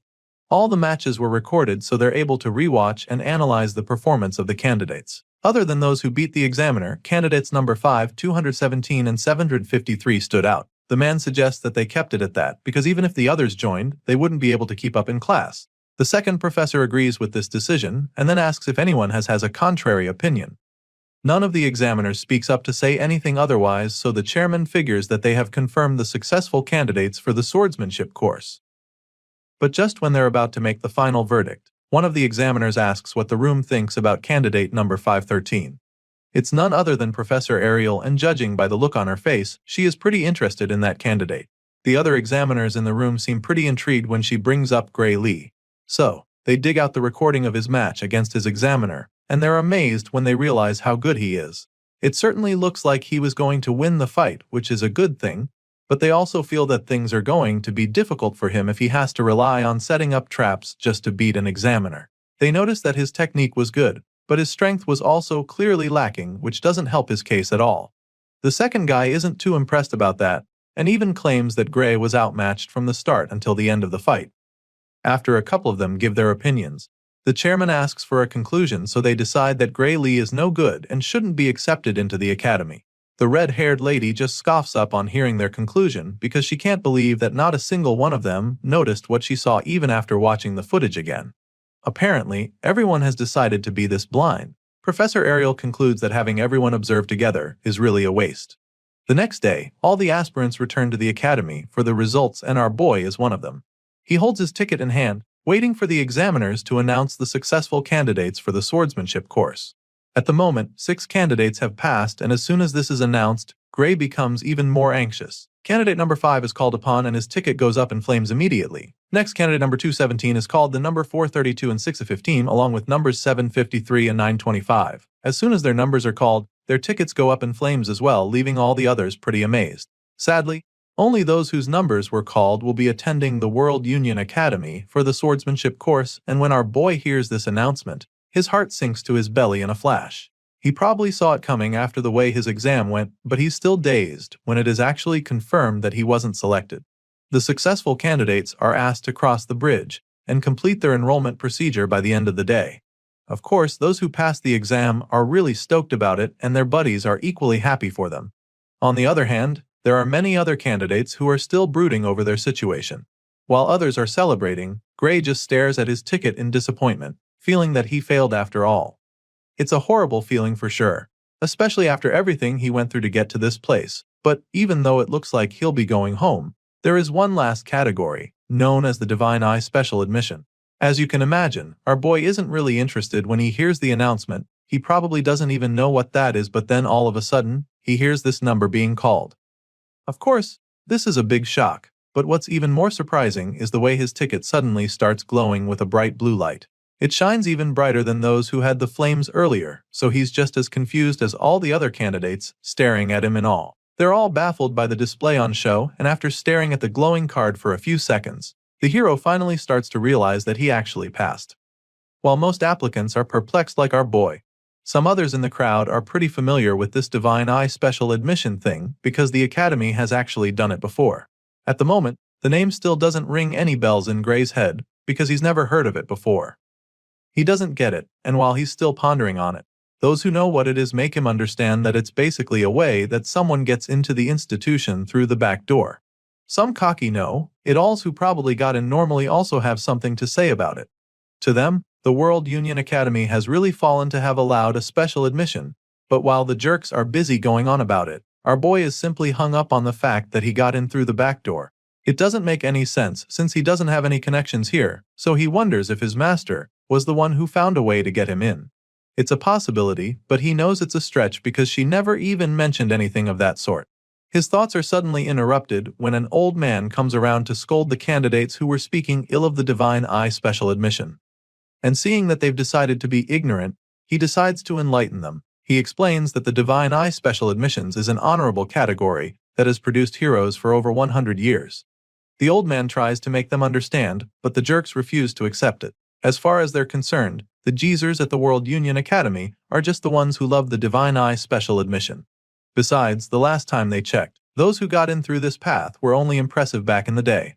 Apparently, recent successful Divine Eye candidates include Amy White, Bella Albright, Leek Mueller and Jacob Bloomfield, who are considered complete failures at the World Union Academy. Some of these names probably ring a bell to you, because these are the names of the heroes we saw in the first chapter. For some reason, these same guys are the bottom feeders at the World Union Academy, and they're so notorious for their poor performance that even the current candidates know about them. On the other hand, Gray remembers Amy, Bella and Jacob very vividly from his past life, because the three of them were part of the main force that fought against the Liquidator. Despite what everyone is saying right now, our boy is so excited that he'll get to fight alongside them because he knows that they will become the true heroes. The story continues on the day of the entrance ceremony. Currently, the ceremony is scheduled to begin 30 minutes from now, so the students urges them to assemble in the plaza in front of the main office if they're done changing. For the first time, we get to see our boy in his stunning uniform with the World Union Academy emblem engraved into his chest pocket. After walking for a while, the guys at the front start to argue about the correct location. Apparently, they should be at the plaza in front of the main office, but there's nothing here, so they're not sure that they even came to the right place. Before they can get even more confused, one of the professors comes around to meet them. He apologizes for the confusion, explaining that they've had a bit of a delay setting up due to a mix-up. Hearing this, the students are still quite confused because they don't get what he means by setting up. Just then, the man tells them to step back a bit so that he can put the stairs in that spot. This just baffles them even more, but they step back and ask if that's good enough. Thankfully, it's just perfect, so the white-haired professor begins to do his thing. The students watch in confusion as the man goes down to start writing something on the floor. They're still pondering on what he could be doing when a giant massive circle appears on the ground. The golden seal spreads out, glowing brightly, leaving the students in awe, and then in the blink of an eye, a gigantic auditorium appears with a flight of stairs attached to it. Once again, the man apologizes for the delay and then tells them to sit wherever they like in the huge hall. Of course, they're still pretty dazed by what just happened because they can't even comprehend how he managed to teleport something this massive. While most of the other freshmen remain pretty stoked about what the professor did, our boy quietly takes a seat.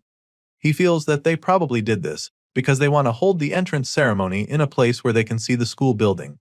It's a pretty brilliant idea, and he also believes that it's a pretty extravagant way to use teleportation magic. He's heard a lot about the institution in his past life and the present one, but now, he can boldly say that he has seen the power of the World Union Academy. The hall is massive, so it's pretty obvious that the number of seats is pretty excessive. One purple-haired guy at the front points this out because he doesn't think there's need for this many seats, when only 30 students were accepted this year. However, the girl sitting next to him informs him that he doesn't even know what he's talking about. In response, he simply apologizes, claiming that he never really studied anything other than how to wield the sword. In that case, the girl decides to enlighten him a bit. The World Union Academy, as the name suggests, gathers the best students from all over the world. She first makes him understand this, and before she's even done talking, she points up at the sky in excitement, announcing that the others have arrived. That's when everyone else looks up at the sky to see the fleet of airships along with huge dragons. Most of the students are terrified when they see this because they have no idea what the hell is going on. But our boy seems to know exactly what's happening. Looking up at the sky, he immediately identifies the magic airship, Strato Queen. He had boarded it once when he was part of the Liquidator subjugation squad. They say it's one of the largest airships in the world, so he's surprised that they're bringing it out just for an entrance ceremony.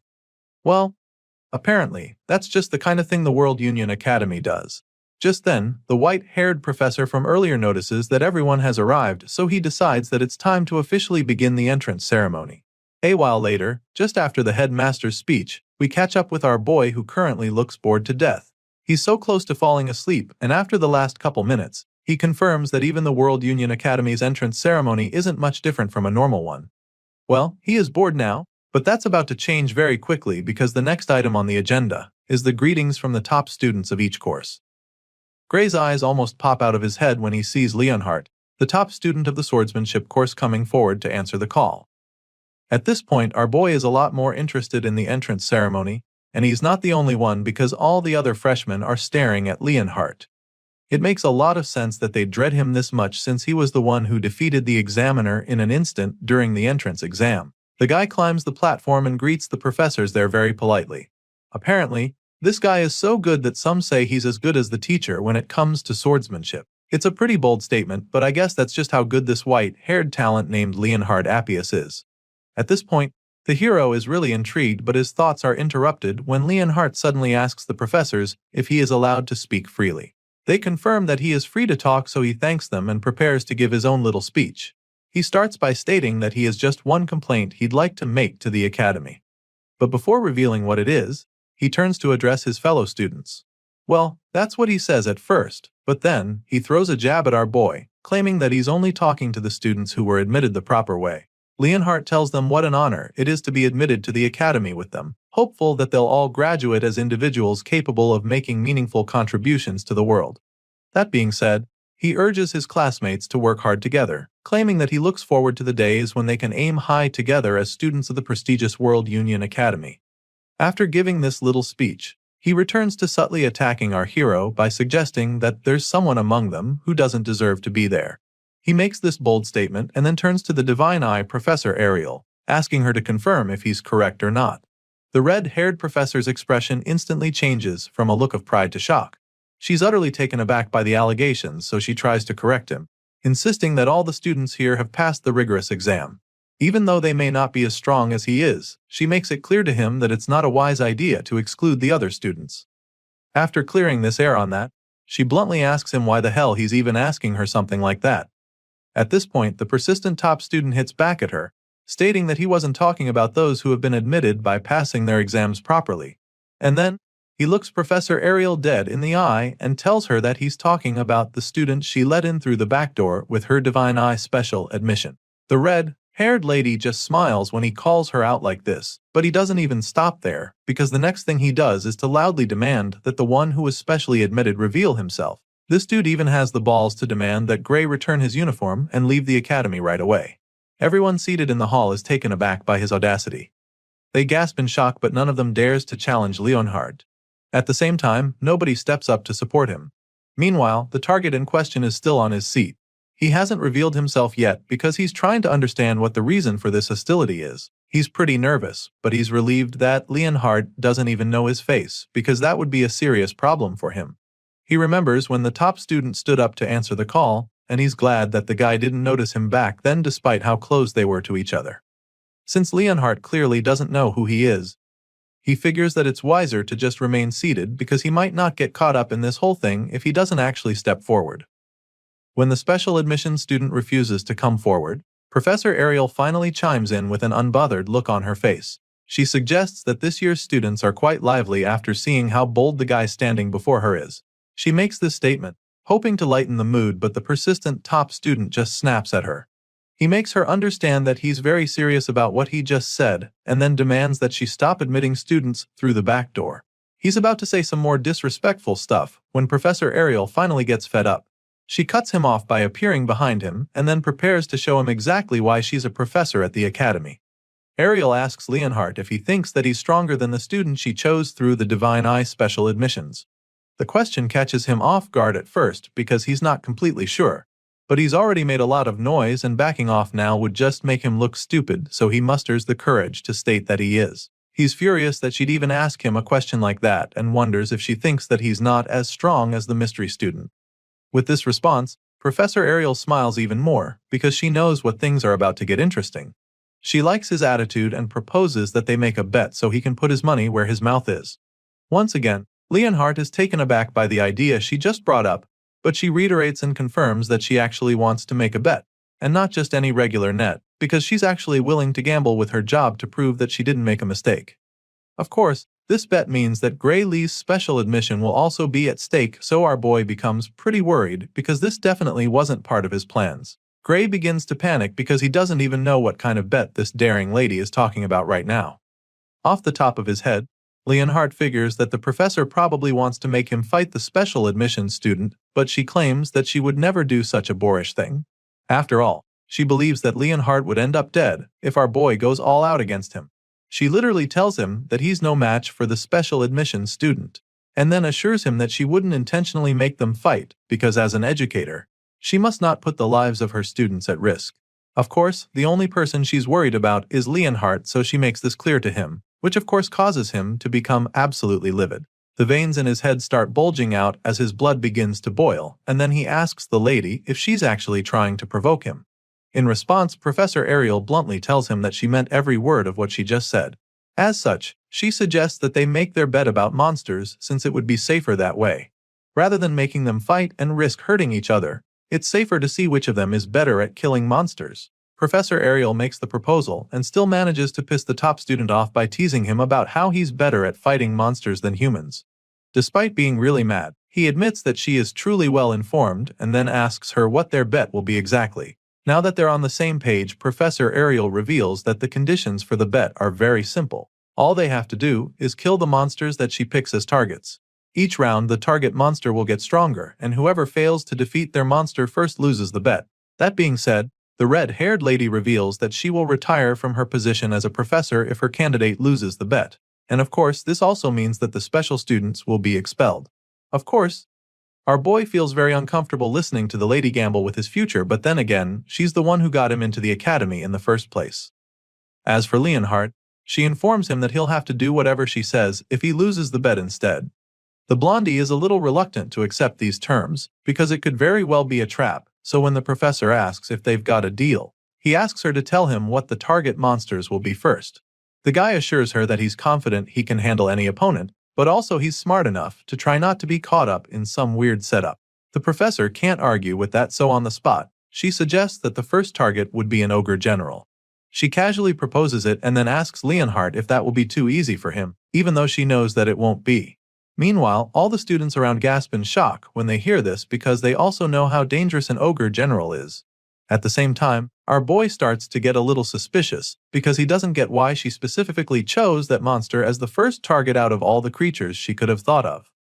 Apparently, the cocky top student also knows how formidable an ogre general is, so he immediately protests, feeling that it's unfair of her to choose it. After all, they only consider creatures that one can kill by themselves monsters, and as far as he knows, an ogre general can't be killed by one person.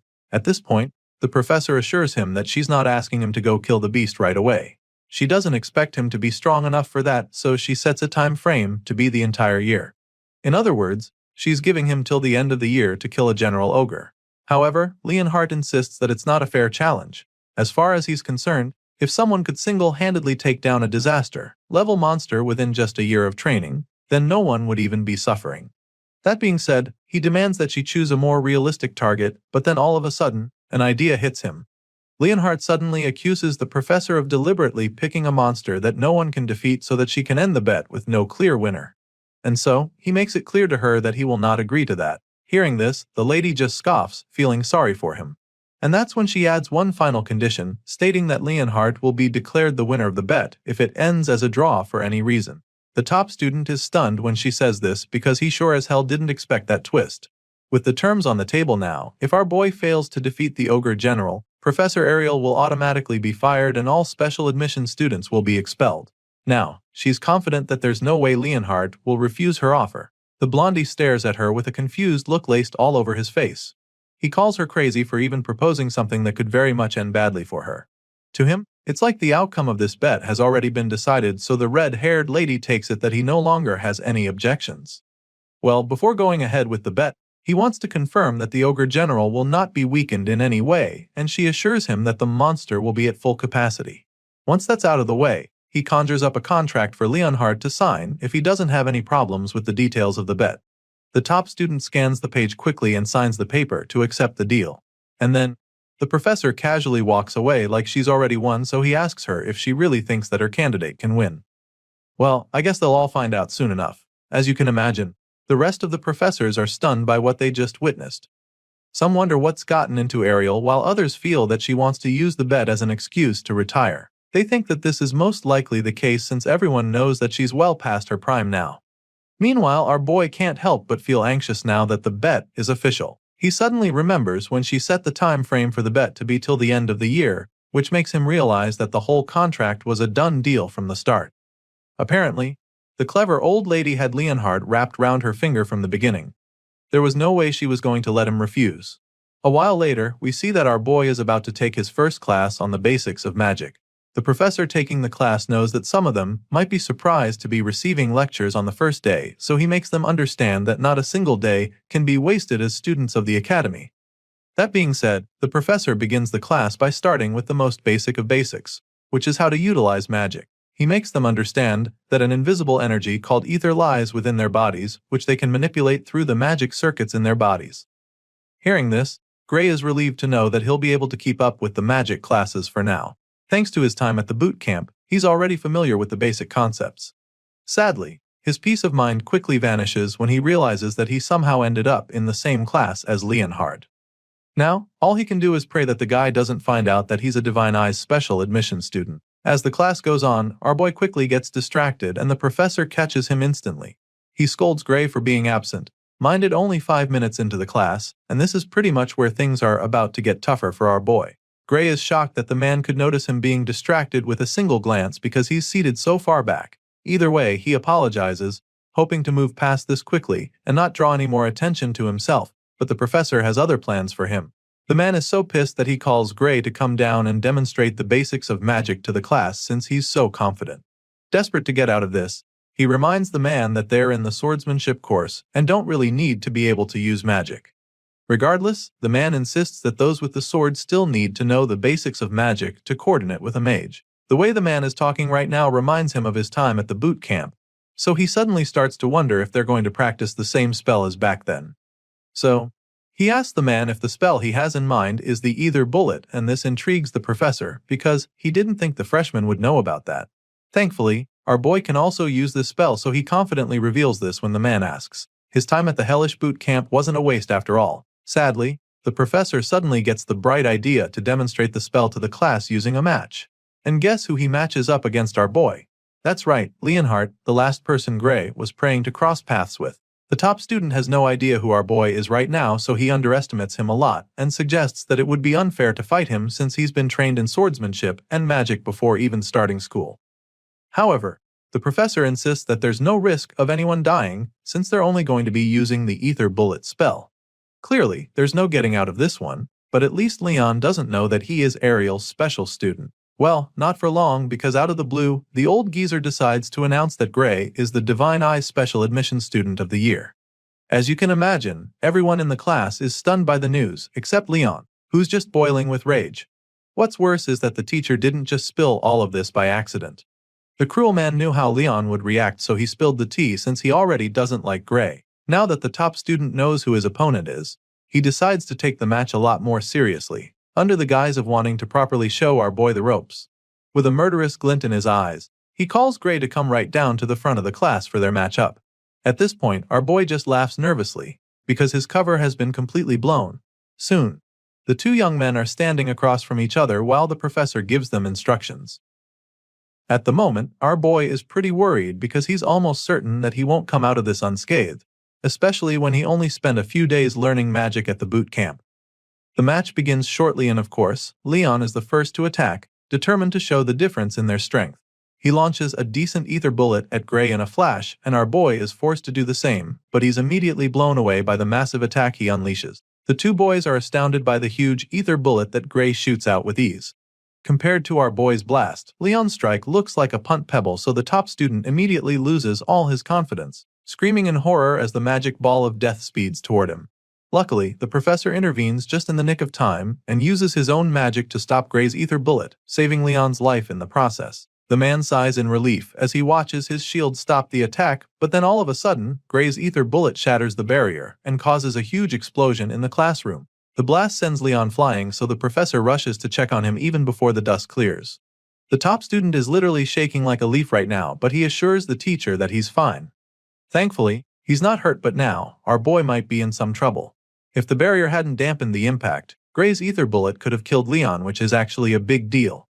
Apparently, even among the professors at the academy, no one can cast an ether bullet that strong, so now, the man is very curious about this young man named Gray. He calls out to the hero, sternly asking him what the hell he just did, but right now, our boy is still trying to figure out the same thing. Thinking back to the exchange, he can't believe that they even used the same spell because Leon's ether bullet was so feeble compared to his. It makes him wonder if the ether bullet taught to those in the subjugation squad is different from what they teach at the academy. With this in mind, he curiously asks the professor if he accidentally used the wrong spell by any chance, but the man assures him that it was definitely an ether bullet. However, he makes Gray understand that the quality of his own was very different and informs him that it was by no means normal ether, but actually super, compressed ether. As you can imagine, our boy hasn't ever heard of that before, so he expresses his confusion. The man confesses that it's a power that even the professors have trouble producing. So it's mind-boggling that Gray managed to produce and reform it into a spell in a split moment. The professor goes ahead to state that there isn't a single person in the academy who can replicate what Gray just did. Just like the professor, the students are still blown away by the power they just witnessed. Whispers fill the hall as they all talk about how incredible the whole thing is. Some even feel that Gray should have been enrolled in the magic course from the start instead of specially admitting him. Despite everything the professor just explained, our boy can't help but feel that something is wrong somewhere. All the spells learned by the subjugation squad at the boot camp look just like what he unleashed a few moments ago. From what he can remember, he was even one of the ones lacking an aptitude for it, so to him, this is like the basics. And it makes him wonder if the professor is pulling his leg because he feels that anyone should be able to pull off something like that with proper practice. Hearing this, the man just starts laughing, which catches our boy off guard. He's so confused, but the professor just laughs even harder, like a maniac. He eventually stops laughing and then strangely asks our boy to consider transferring to the magic course. The old man is convinced that the kid is more talented at magic than swordsmanship, so he even offers to vouch for him if he agrees to transfer. Unfortunately, Gray immediately dashes his hopes by politely declining the offer. Our boy claims that he'll have to pass on it because he was told that he's not very good at magic. Of course, this response sounds like absolute crazy talk to the professor, especially after what he just witnessed with his naked eyes. He doesn't even get how Gray can sag something like that when he understands the ether compression technique well enough to produce super, compressed ether at such a young age. As far as he's concerned, the boy is an unparalleled prodigy, even by the academy standards. In his mind, whoever said that Gray isn't good at magic is a fool because the person clearly had no idea what they were talking about. And so, he once again asks our boy if he's sure that he doesn't want to transfer to the magic course. Gray just remains silent at this point while the other students talk about how amazing it is to see a professor who rarely compliments students to be showering someone with this much praise. When the hero fails to give him an answer, the man bluntly informs him that it would be a big loss for the world if he doesn't study magic. The man is so invested that he would even call Gray's refusal a crime against magic. For some reason, our boy laughs upon hearing this despite the deathly serious look on the professor's face. Just then, he suddenly remembers hearing something about the ether compression technique during his time at the boot camp. You see, back then, they were taught by the greatest mage to ever live in their world. On that faithful day, she told them about something called OD. It's also known as life force, but nobody knew it existed before, and as a result, it was very difficult to cast proper magic. She told them how people had to continuously compress ether within their bodies and then gather it. And even then, they could only use it when the bits happened to mix with OD by chance. This memory plays back in Gray's mind, so he immediately asks his current professor if he knows about OD. The man is instantly stumped by the question because he has no idea what that is. Seeing the professor's reaction, our boy confirms that he's currently in a world where the people are yet to learn of the existence of OD. Apparently, he was sent far back to a time when people don't know how to cast proper magic. With this in mind, he's now certain that what he learned in the subjugation squad was knowledge from the future. As you can imagine, This is a really big deal, because it could change the way the whole world uses magic, and Gray knows this as well, so he also knows that he has to be careful who he tells about it. His thoughts are interrupted when the professor asks him again if Hest finally going to transfer to the magic course. Despite the huge discovery he just made, our boy refuses for the third time in a row, claiming that he just loves swords too much. He thanks the man for his offer but passes on it, and at this point, the professor finally gives up on trying to change his mind. However, he is hopeful that Gray will reconsider his decision, so he tells the special student to come find him if he ever has a rethink, stating that any time at all is fine for that visit. Once again, the hero thanks the man for his kind offer, and the professor finally allows him to return to his seat. He's so impressed by the talent in front of him that he promises not to bother Gray anymore if he looks away during class. The man is literally a fan at this point, because he claims that he doesn't even mind if the boy gets bored and decides to leave the class. As far as he's concerned, this class is just way too basic for Gray Lee. The hero quietly makes his way back to his seat while all the other students stare at him in awe. They can't believe that the notorious Professor Carlos is the same person kissing Gray's ass right now. Well, it turns out that the professor isn't the only one sucking up to the hero, because from the looks of things, Leonhard is practically in love with Gray right now, because the guy is literally calling him Lord now. Our boy sees the top student acting this way around him, and of course, it makes him so uncomfortable that chills run down his spine. Later that day, Gray receives a note from Professor Ariel asking him to see her after class. On the way to her office, he can't help but wonder why he got summoned out of the blue. He feels that it might be Professor Carlos's doing, so he starts hoping that the red-haired lady won't advise him to change courses as well. Soon, he's right in front of her door, and immediately he knocks. She already knows it's him, so she lets him in. He's about to apologize for the intrusion when he suddenly senses a sneak attack from the side. The person tries to strike him with a sword, but his reflexes kick in at lightning speed, allowing him to block the hit and knock down the attacker. He's shocked that his body reacted on its own, but he can't think about that right now since he just got attacked. He turns to the assailant, wondering what the hell that was fire, but then as soon as he sees the girl, he can't help the feelings that he's seen her somewhere before. Gray takes a battle stance after knocking the attacker down, and then as soon as he takes a closer look, he's stunned because the girl looks very familiar. He's still trying to figure out where he's seen her before when a voice interrupts his thoughts. The person sounds impressed by what they just saw, and then our boy looks up to see that it's the red-haired professor. The lady is glad to confirm that her eyes were right about the young talent she selected, because at least now, it's clear that she didn't make a mistake. While she's bragging about her special admission student, two of her colleagues who are in the room as well have some reservations of their own. They don't seem to like Gray very much and even suggest that the green-haired girl, Bella, didn't attack with any real intent. As such, they feel that Ariel might have even asked her to go easy on the new guy. They admit that Bella's movements were flawless, but to have her sword be knocked out of her hand so easily was just unnatural. Our boy listens to them scold the blue-haired girl and realizes that she's the famous Belle Albright from his past life. She was one of the heroes from the World Union Academy who fought against the Liquidator and was considered the greatest sorceress in the world. Of course, Professor Ariel is not pleased to hear her colleagues talking to Bella that way, so she snaps at them. The red-haired lady suggests that the both of them consider quitting as professors since they can't even tell if the girl was holding back or not. She stretches out her hand as if demanding something from them, so when they see her reaction, they immediately change their opinion. The first guy drops a stack of coins in her hand while nervously stating that they were only joking about what they said. Gray watches in confusion as this exchange happens right in front of him, and then all of a sudden, he gets a good idea of what's going on. Still, he curiously asks the professors what they're doing, and that's when Ariel informs him that they were actually gambling. Apparently, they made a bet on whether our boy would be able to fend off Bella's surprise attack or not. As you'd expect, the red-haired lady put her money on the hero, and thanks to him, she just made some really good money.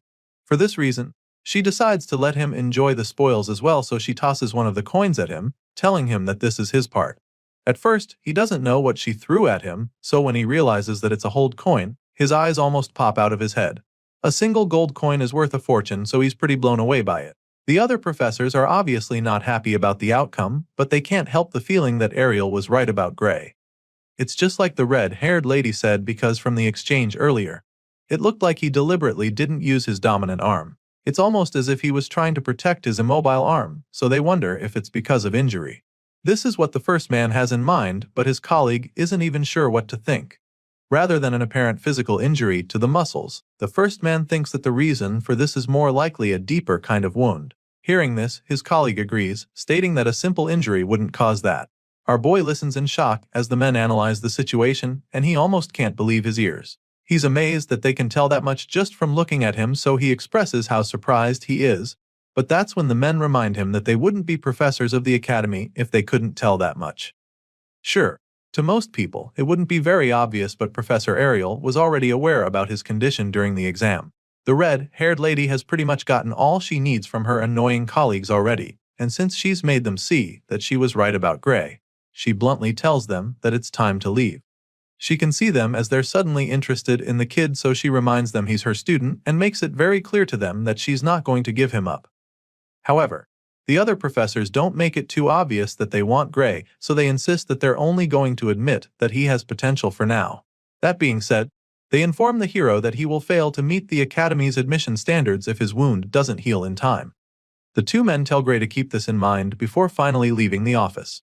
As you can imagine, our boy is a little threatened by what they said, because he doesn't even know when his injured arm will heal. But Professor Ariel notices him getting all anxious, so she helps him take his mind off it. Now that nuisances are gone, she suggests that they start talking about magic, which can only mean that she's heard about his incredible display in class. Our hero takes a seat along with Professor Ariel and Bella Albright so they can have the seemingly important talk. The redhead reveals that she heard about him using compressed ether in Professor Carlos's class. He's not too surprised that she already knew, but it's still pretty intriguing. In response, the experienced professor reveals that Carlos came to her office earlier, and even asked that she hand Gray over to the magic course without consulting him. Of course, Ariel didn't do that, which is why they're even sitting here having the conversation right now. She declined Carlos's request because as far as she's concerned, Gray is more suited to wield the sword than magic. The hero is pretty shocked when she says this because he literally uses magic that nobody in this world knows how to use. But for some reason, Professor Ariel doesn't think that he looks like he's good at magic compression. To her, he doesn't even show signs of having practiced it before. At this point, Gray realizes that he's dealing with a professor that's truly on another level from the others. It turns out that her divine eye is at it again, and she managed to see right through the facade that Carlos couldn't. All she needs to do is look at him to get the truth, so he realizes that it would be best for him not to lie to her. With this in mind, he calmly takes a sip of his drink and tells her that she's absolutely correct. The red-haired lady is glad to see that he's cooperating, so she asks him to tell her what sort of trick he's using to fool everyone else. She knows for a fact that he's not really using ether compression magic, so she urges him to confide in her. She promises not to divulge the information to anyone, and even offers to reward him if he lets her in on his secret. She's desperate to get answers, but it's not even for her. The reason she needs to is because of Bella. Of course, the hero is shocked that she would even say this because Bella is literally the sorcerer who taught him the very same magic in his previous life. He's so shocked that he almost addresses her as the sorceress, but he quickly dodges the bullet. Gray is truly stunned because he knows just how good Bella is. Professor Ariel can understand his confusion, so she decides to explain the situation. Apparently, even though the girl is a genius at magic theory, she's far from the best when it comes to actually using the magic. For some reason, the girl just can't use the ether compression technique properly, and it's the same reason she can't create super compressed ether.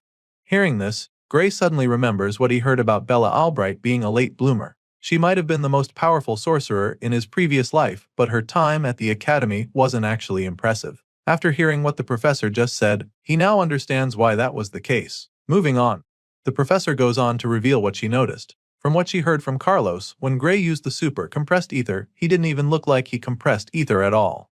And so, if there's a way to use super compressed ether without actually compressing ether, then it means Bella won't have to be sent to Professor Bradley. As soon as Gray hears this name, the gears in his head start turning. He suddenly remembers the man known as Professor Varian Bradley, and judging by the horrified look on his face, it's pretty clear that the man might be a problem for students. Seeing the look on his face, Professor Ariel is intrigued that he knows of the man. Well, it's practically impossible not to know him since he's extremely infamous. After all, he has conducted countless experiments of humans, murdering many in the process. On top of that, he has caused magic disasters that resulted in the death of tens of thousands of people. To cut the long story short, Professor Varian Bradley is history's worst magic criminal. The fact that Ariel talked about Bella being sent to the man puzzles our boy a bit, because he can't believe that the man still hasn't been caught in this period. Sadly, That's the case, and if Bella can't create super, compressed ether by the end of the year, she'll be sent to him where she will undergo surgery. As you can imagine, Gray is mortified by this information, so he immediately informs the professor that it's likely a bad idea. It turns out that Ariel even knows that it's not wise. Even though the surgery is under the pretense of enhancing her magic abilities, it's actually human experimentation, and she is fully aware. Professor Ariel knows about his shady ways already, but his activities haven't been made public yet. But then again, rumor has it that he's the reason some people have died, while others were left broken. It's dangerous and scary to the blue-haired girl, but she doesn't have much of a choice because she will be expelled by the end of the year if she can't use super, compressed ether. Of course, Professor Ariel doesn't like the situation, and she'd even prefer that Bella quit the academy to having that man mess with her body. Now, our boy is really tempted to tell them the truth. However, the magic he knows is knowledge that does not even exist at this time. As such, telling them might end up changing the course of history. But then again, seeing how terrified Bella is right now, he suddenly remembers what happened during the battle against the Liquidator. He remembers how the alien invader overpowered them and defeated humanity's last hope with ease. With this in mind, he immediately decides to help the blue-haired girl, because as far as he's concerned, that hellhole people call the future is much better off changed. Gray makes up his mind and promises to teach her how to use super, compressed ether. The scene shifts, and the next thing we see is that our boy is already training Bella in the arena. He quickly concludes his lecture with her, admitting that he just gave her all the knowledge he has about magic. Just as they agreed, he reminds them not to tell anyone that he taught her this. Of course, Ariel intends to honor her word, so she even creates a signed magic contract, which states that they would literally die if they break the deal. Now that they've gotten that out of the way, he asks them what they think about what he just taught Bella. In response, the red-haired professor reveals that just learning about OD alone blew her mind.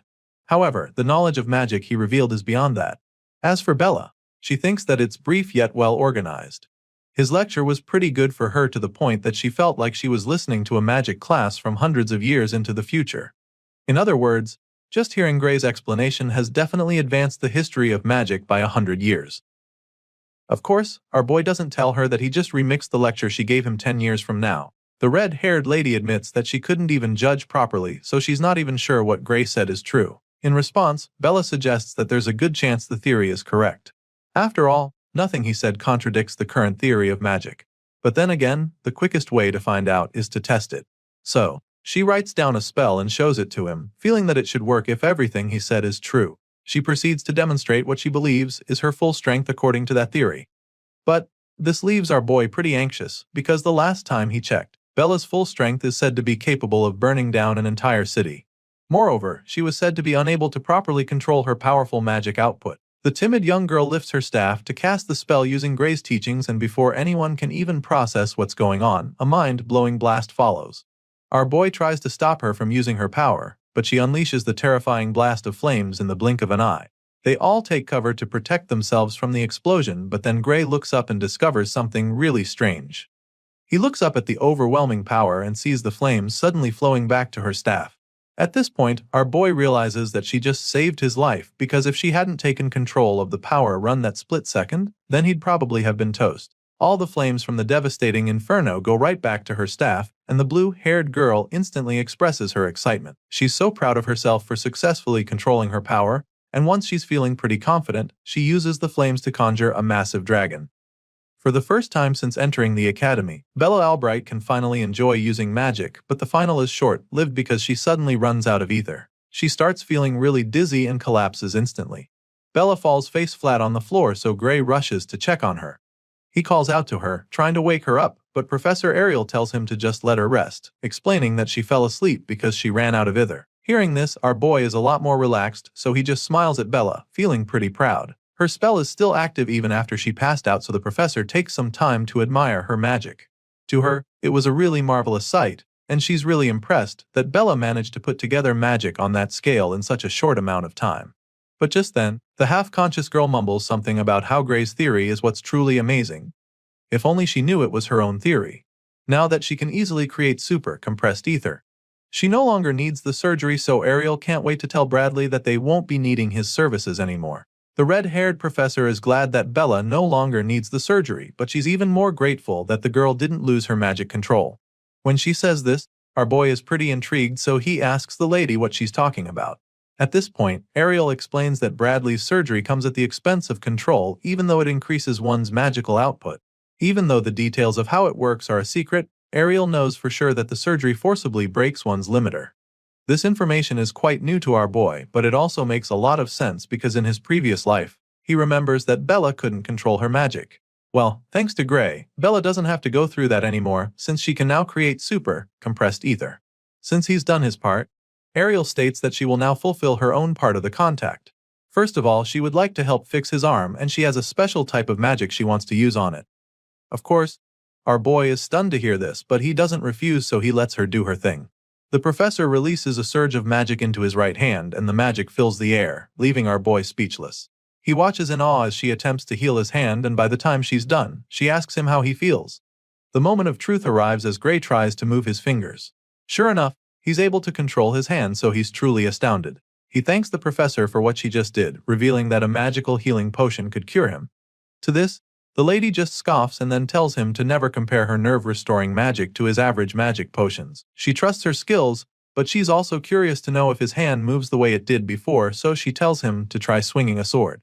Our boy is more than happy to try this out because it's been ages since he held a sword with his dominant arm. He takes the first swing and is a little surprised by the outcome, so he tries a couple more slashes and he remains speechless.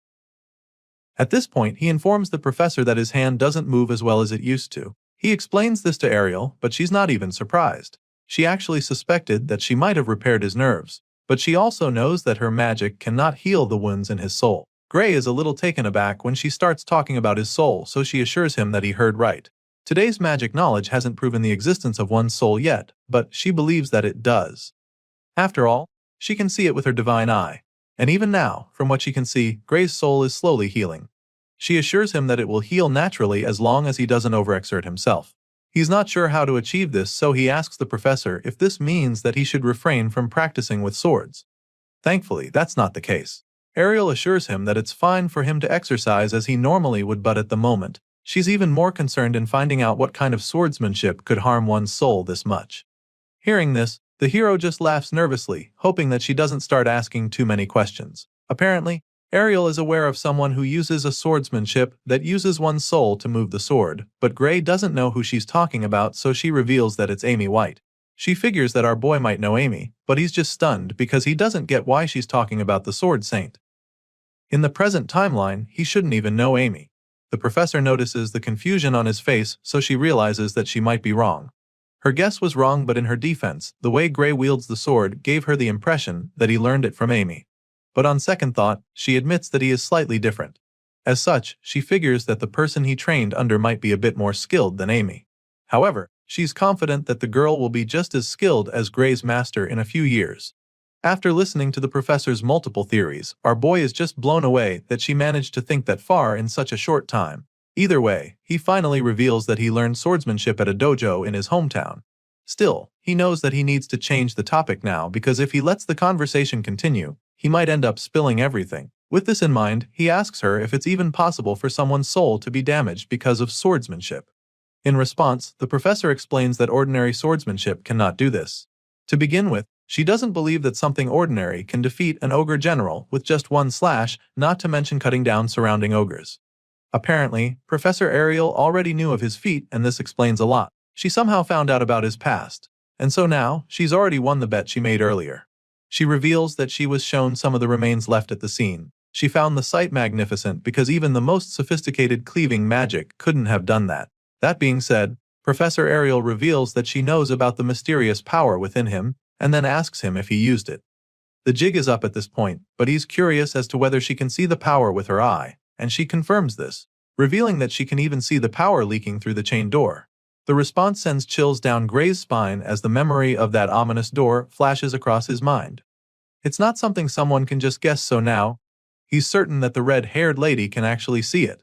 It's not a new thing for her though, because she's seen power like this before, but it's not exactly the same despite having a similar vibe.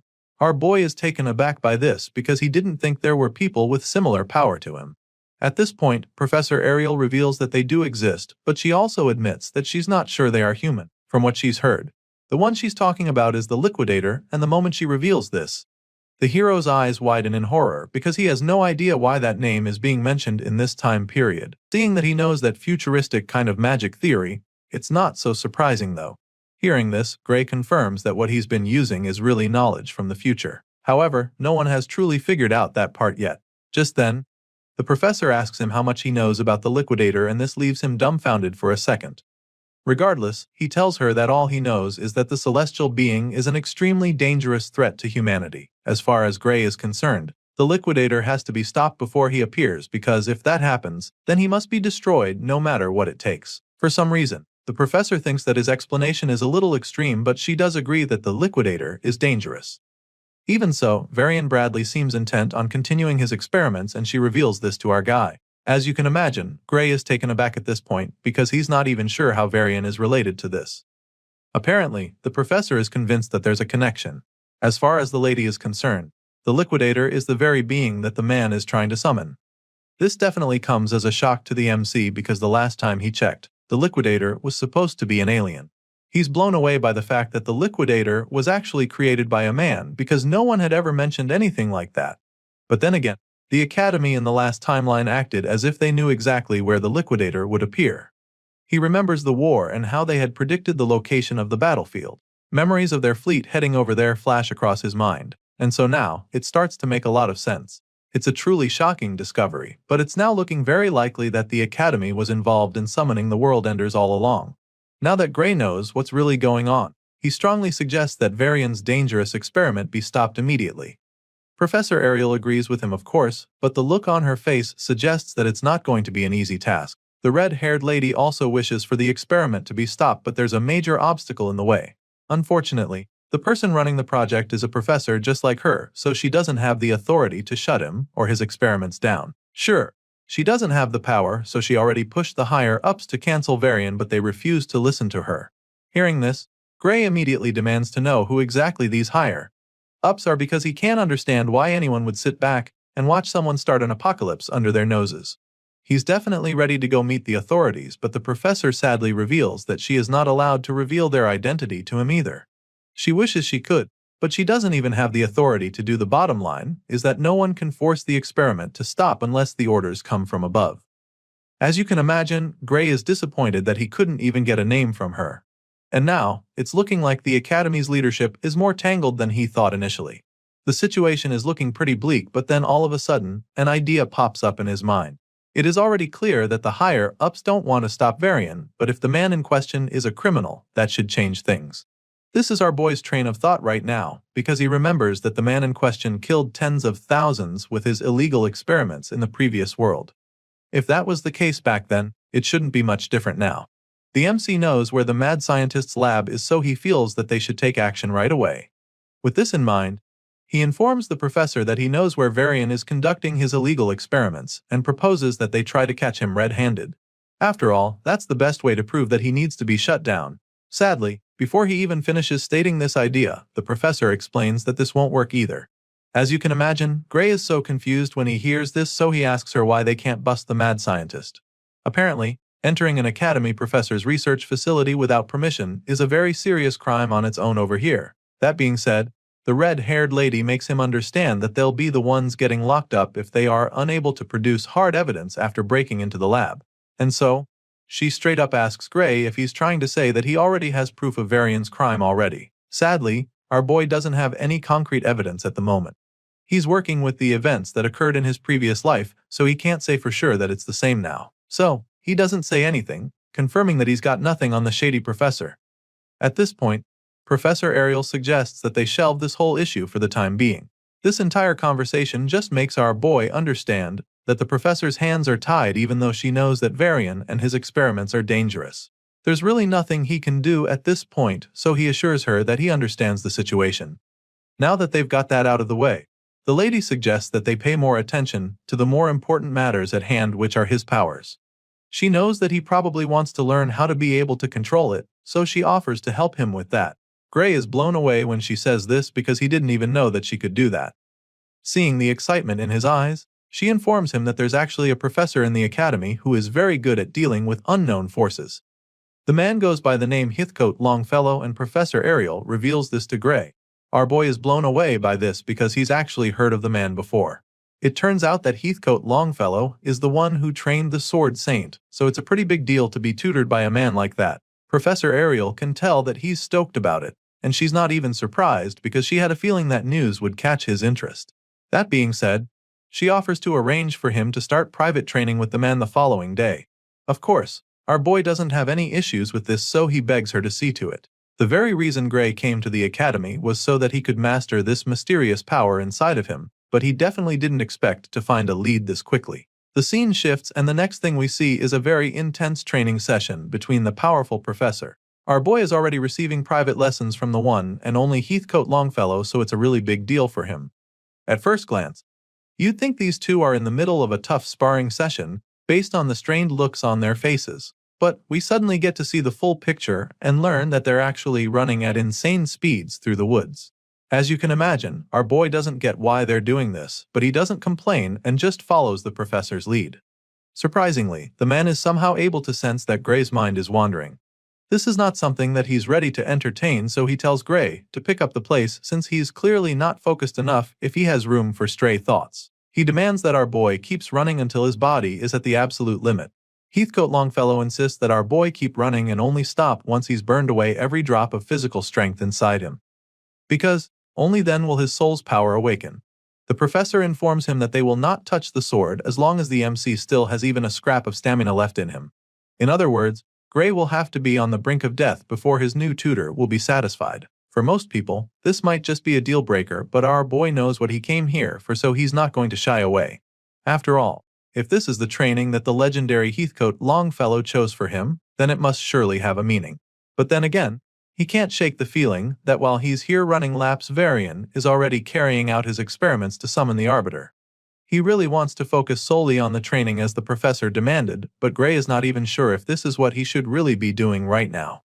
Well, despite having these doubts at the start, our boy keeps going back every day, and after a week, he reports back to Professor Ariel. He goes to see her in her office then, and she asks him how it's been going with Heathcote. Of course, our boy takes the opportunity to say what's been going on. He tells her how it's mostly been running and adds that they do a bit of sword drills at the very end. Regardless, he does feel a bit stronger, and he admits this too. Of course, the lady isn't surprised to hear this because all of this sounds exactly like Professor Heathcote Longfellow. Their discussion is suddenly interrupted when someone suddenly knocks on the door. Professor Ariel lets him in and the man gives her a letter that just arrived for her. He hands her the sealed envelope and takes his leave. Gray just watches the whole thing play out, looking all confused, but then the lady opens the letter to start reading through, and the look on her face informs him that there's something wrong, so he asks her what's up. Rather than telling him, she simply turns the paper to his face for him to see for himself. And by the time he sees it, his eyes widen in horror because the whole thing is just a report that Bella Albright has succeeded in producing super compressed ether. It appears that she has indeed gained a power closely resembling it. However, upon examination, it's clear that she has not actually compressed it. As a result, her new ability cannot be recognized as super compressed either. Therefore, the contract remains valid and the operation will proceed as scheduled. This whole letter was sent by Varian Bradley, and after reading it, Gray is absolutely furious. As far as he's concerned, this is insanity, and the professor agrees with him. So, she suggests that Bradley is determined to force Bella into surgery by all means, even if she doesn't need it anymore. The mad scientist wants to make sure that he achieves his goals. Hearing this, our boy is pretty worried about Bella and wonders if she can refuse to partake in the experiment. Well, the contract is airtight, and the red-haired lady explains this to Gray. It turns out that the only way Bella can get out of doing the surgery is if Bradley himself voids it. That being said, Bella's only choices are expulsion or the operation. In other words, if she refuses, she'll be kicked out of the academy. Of course, this is horrifying news for our boy, so he expresses his displeasure, slammed his fist on the table. Seeing that this is the way things are going, Professor Ariel tells Gray that she needs his help, and then all of a sudden, she asks him to tell her where Bradley's lab is. Apparently, the letter he just sent to her was some kind of trigger that is enough to change her mind. Remember when she said that they can't enter another professor's lab? Well, now the lady is suddenly fine with busting the mad scientist because if they are blue to expose him as a criminal, then his contract will be null and void. As soon as Gray hears this, the worried look on his face is suddenly replaced with a smirk. Sure, he's excited about this, but he's also curious as to why she suddenly changed her mind. After all, she was the same person who just said that it would be too dangerous to go after him without proof.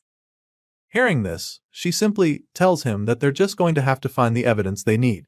She makes this bold statement and then informs Gray that she's putting her faith in him right now. You can tell that she's nervous about this whole plan, but then again, she realizes that she's actually even put her faith in him from the start. She was bold enough to do this because her divine eye had already told her that our boy was telling the truth the whole time.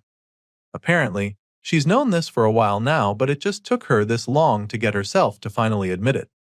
Our boy listens to her saying all of this, and it makes him feel very good about their plan. Professor Ariel confesses this to him, and then finally asks him to show her the way.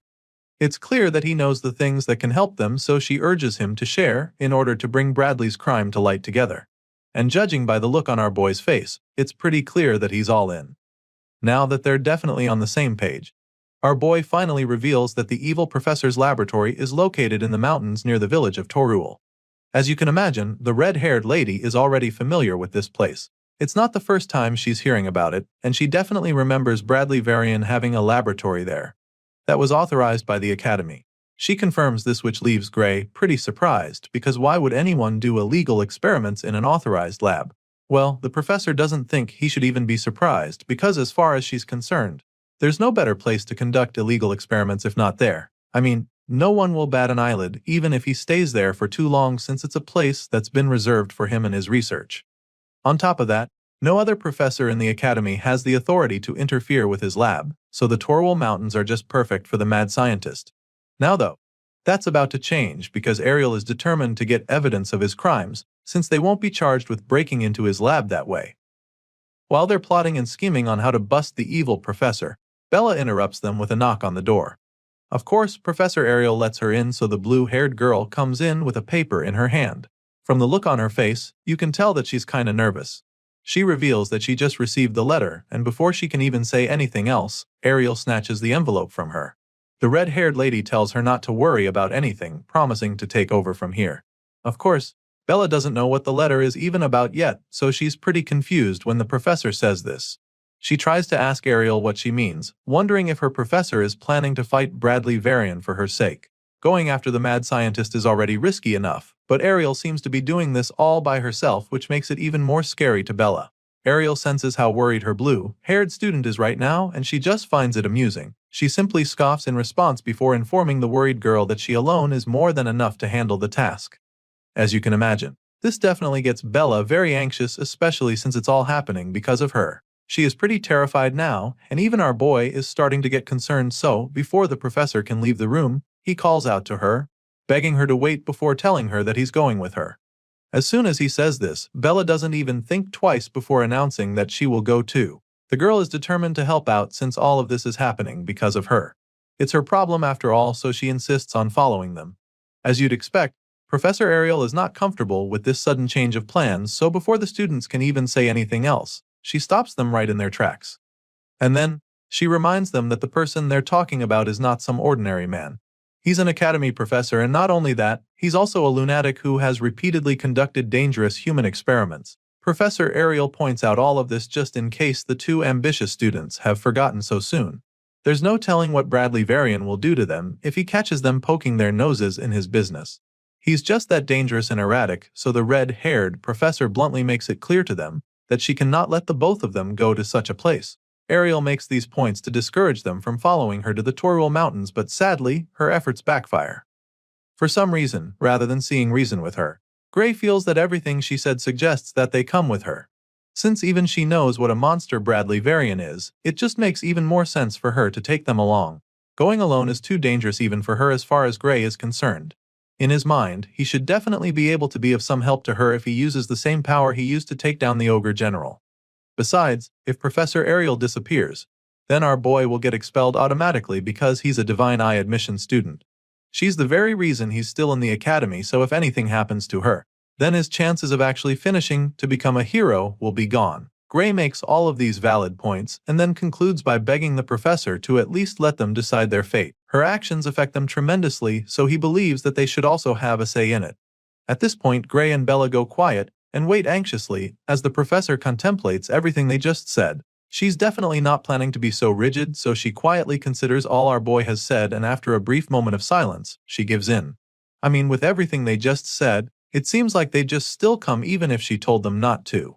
And so, there's really no point stopping them. That being said, the professor agrees to let them go with her, but under one condition. Hearing this, our boy eagerly waits to hear the terms, and then the lady tells them that they are to prioritize their own safety first no matter what happens. She reveals this non-negotiable condition to them and sternly asks them if they understand completely. Of course, they are pretty fine with the terms, so they loudly confirm that they understand. If that's what it will take for them to be involved on this important mission, they don't mind the terms.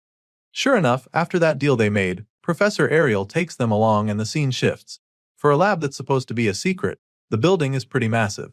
Anyway, the trio arrives after the moon comes up, and while they're hiding in the bushes, Bella keeps trying to wrap her head around the fact that the man is really doing his illegal experiments in this place. It's probably strange to her as well, but that's what it is. Professor Ariel confirms that this is really the place and reminds her of the objective. Now that they've arrived, the next course of action is to look for evidence of Varian's illegal experiments. Just to be 100% sure, she asks Gray to confirm everything she just said, and our boy assures her that they're on the same page. He definitely remembers this place from his past life, and he doesn't have a single doubt in his mind. Seeing how confident he is, Bella decides that she doesn't have any reason not to trust him. She's all for taking down the mad scientist, but she's still not sure that they can actually gather any evidence without getting in any trouble. That's her major concern now that they're here and she's seen the kind of place they're breaking into. Ariel can sense that the blue-haired girl is worried, so she attempts to calm her down. As far as she knows, Varian should be at the Magic Society's conference right now, so she's pretty convinced that he's not here at the moment. Still, the fact that the mad scientist isn't around doesn't necessarily mean that sneaking in will be a walk in the park or anything like that. She has a strong feeling that the entrance is rigged with all sorts of traps, so going in through the front is not really an option anymore. With that fact established, she concludes that they'll have to bust in through the Sade wall. Such a move has its own consequences as well, so Bella is pretty worried still. At this point, it's kinda obvious that Miss Blue Hair over here doesn't really have the stomach for a mission like this. She's been on edge since they arrived and worried about everything, so the professor reminds her that they came here to break into an academy-authorized lab. That in itself is already a crime, so whatever approach they take is still likely going to land them in trouble, especially if they're not able to find any concrete evidence. Either way, the professor tells her that she doesn't have to go if she doesn't want to. After all, she was the one who insisted on coming, so if she's no longer feeling up for it, she can always go back. Ariel is still very open to going on this mission by herself, so she wouldn't mind if they change their minds. She makes this very clear to Bella, but it just motivates the timid girl to stand strong. She claims that she's still going, but a part of her still doesn't get if all of this is worth it. As far as she knows, Professor Ariel is doing this for someone like her, so she doesn't think they should be going this far. However, Ariel simply informs her that that is where she's got it wrong, because stopping Varian's experiments is for the sake of the entire world. Right now, Bella doesn't understand the gravity of letting the mad scientist get his way, so Gray explains that countless people will die if they don't stop Varian. He says this but quickly corrects himself, claiming that the whole world will be sacrificed if they don't stop the evil professor. Of course, Bella doesn't understand what they're talking about, so she expresses her confusion. She was already worried before, but after hearing all this, she's probably going to have a panic attack. The professor can foresee this already, and that's not what they need on this kind of mission right now, so she tells Bella that Gray is probably just exaggerating. Nevertheless, she agrees with what he said about how the mad scientist needs to be stopped at all cost. She knows that the girl might still be bothered, so she keeps telling Bella not to worry, assuring her that they're here for her and will literally put their lives on the line for her. Ariel says these words with a reassuring smile etched on her face, hoping to calm the timid student. Once they're able to get all the doubts and worries out of the way, the professor finally gives the signal for them to move out. The three of them blast off with blistering force toward the lab, determined to find the evidence they need to take down Varian. Ariel casts an insanely powerful spell mid-air and instantly unleashes a devastating blast that blows a hole in the side wall of the facility. So much for being stealthy. The blast is truly incredible as it leads to a mind-blowing explosion that almost sends them flying. The force from the blast is so much that Gray barely manages to avoid being thrown off his feet. Of course, he also didn't expect a blast of that magnitude, so he finds it amusing. Ariel just had to do something way over the top. Anyway, now that they've got an opening, they make their way to the freshly opened hole in the wall. It's a miracle the facility is still standing after taking such a devastating blast, but I guess that's a good thing. Lee takes the lead since he's the one who knows the way, but as soon as he steps into the lab, his eyes widen in horror. Our boy is instantly met with a very shocking surprise. Remember, this lab was supposed to be filled with enough evidence to enable them shut down Varian's illegal experiments. Well, what our boy finds is even more horrifying than what he imagined. It's literally a huge prison with several cells lined up one after the other. Inside these cages, there are human beings bound in chains, and those of them who are not already corpses look like they're on the brink of death. Most of the bodies are covered in blood scattered all over inside the cells. Clearly, they're now 100% sure that Varian is an evil piece of trash. This is proof that he's been carrying out inhumane research, and it wasn't even that hard to find. Looks like there's no need to make an effort searching for the evidence they came for. There's literally so many dismembered corpses in the cells that it's sickening, and Bella is probably doing her best not to freak out right now. The professor is speechless at first, but then she's finally able to organize her thoughts. For her, just a glance is enough to see 14 forbidden spells that have been used on these poor victims. Using such spells is undeniably a criminal offense, which just shows how terrible Varian is. There isn't even a need to mention the unauthorized human experiments, as far as she's concerned, because merely using these forbidden spells is an equally serious offense in the eyes of the Academy. They're still taking a tour of the horrific research facility when they suddenly come across some more disturbing stuff on the other side. Of course, they all go to investigate, and that's when they get a better view of this ominous-looking magic circle on the floor. It's surrounded with lit candles, which is even more creepy. At first glance, it looks like some sort of altar, so after getting close to it, they're a little confused. They've obviously seen more than enough proof that the scumbag professor is up to no good, so Bella asks what they should do now, because their original plan was to leave with evidence. However, she doesn't think it's right to leave just like that, because they also need to rescue the people who are trapped in the cells. At least the ones who are still alive. Gray is the first to respond to her, reminding her that they shouldn't stay here for too long. He's afraid that Varian might return and find them there if they're not careful, but before he can even finish explaining this, he's suddenly cut off. Our boy is interrupted by an ominous voice in the shadows, and that's definitely not a good sign. As you've probably guessed already, this voice belongs to the one and only Bradley Varian, who sounds really amused by the presence of unexpected visitors. They were just talking about him, so he tauntingly asks if they were calling for him. The evil professor slowly walks out from the darkness, and his colleague is the first to confront him. With a confident smirk on her face, Ariel asks him what happened to his conference. After all, that's where he's supposed to be right now. She calls his name, and that's when we finally get to see the face of this notoriously dangerous man. After Varian reveals himself, our boy is taken aback because the man actually isn't supposed to be here. He doesn't understand what went wrong, but he braces himself for anything that might happen. The evil scientist finally responds to Ariel, revealing that he arranged for a double to attend the conference in his stead. Apparently, he has an important experiment to do here, so he couldn't leave. The Twisted Man explains this, which leaves Ariel a little puzzled because she doesn't know what he's talking about. He confirms that the experiment is way too important, stating that he even managed to get some fresh materials for it. By fresh materials, this madman is actually referring to the human corpses he's hung in one of the rooms. He claims that he wanted to use them while they're still fresh, but now that he's got visitors, he's changed his plans. Varian says this with a truly terrifying look on his face that sends chills down their spines. He doesn't mind changing his plans though, since he wanted materials with more potential for magic than an average person anyway. Clearly, he's basically telling them that they're his next victims, and they definitely understand. Varian admits that he doesn't know how they caught wind of his experiments since it's a secret, and he's also pretty sure that they didn't tell anyone they were coming here. That being said, he concludes that no one would suspect a thing if the three of them suddenly went missing, making it very clear to them that he's ready for them. But Varian is more than happy to put them to use as best as possible. The guy is still talking trash when he looks up to see the massive ball of flames headed right for his face. He's shocked by this, but despite seeing the fireball, he can't do anything before it hits him.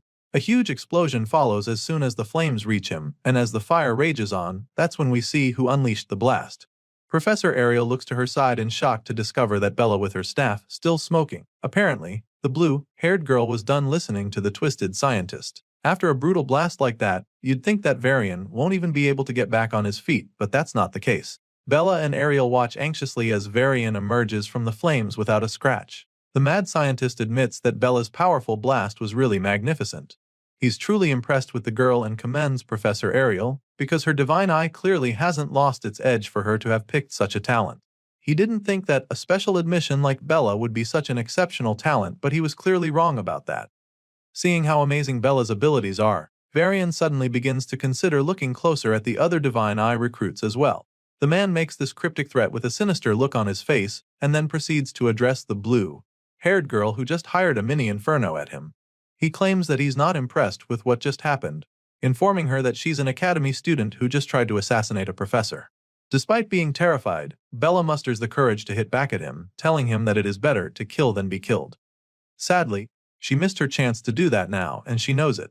It's pretty obvious that she might not get another, so before things get even more out of their control, Professor Ariel reveals that they're pulling back for now. After all, they have already gathered the evidence they came for, and she believes that the Academy will handle the rest once they report what they know. Varian also finds it amusing that she thinks he would just let them walk away, after all the trouble they've caused him already.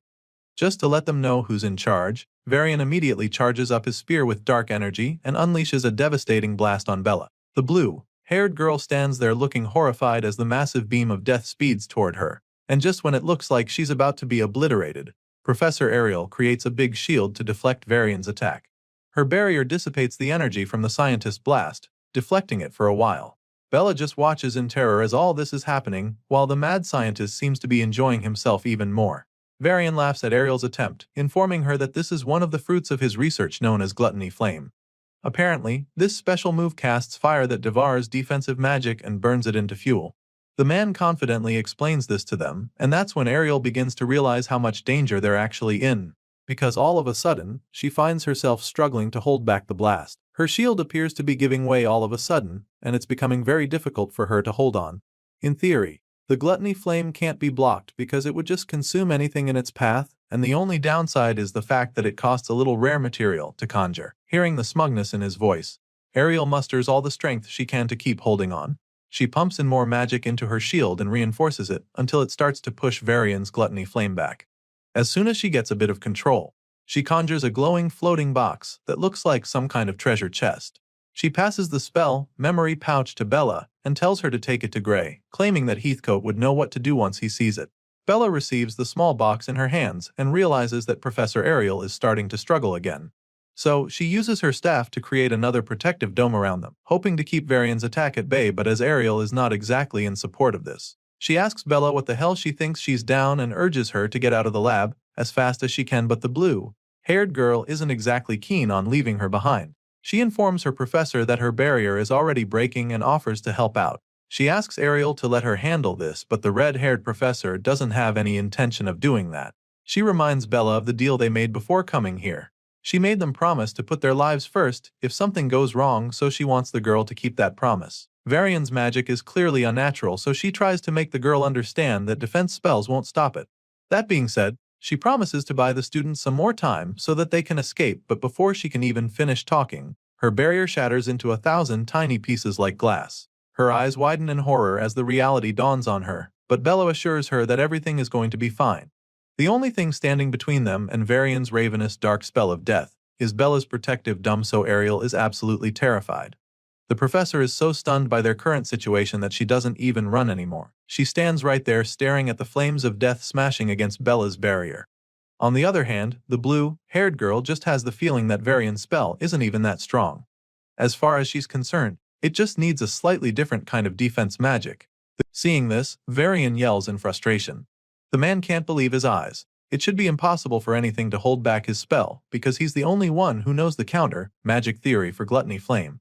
And so, the mad scientist begins to wonder how the hell she knows the formula to make his attacks useless. In response, the blue-haired girl simply reveals that she managed to crack his code so easily because someone recently taught her a new theory. Using that theory, using the spell to counter him, is just that easy. Hearing this, the evil scientist just grits his teeth in rage as he begins to rack his brain.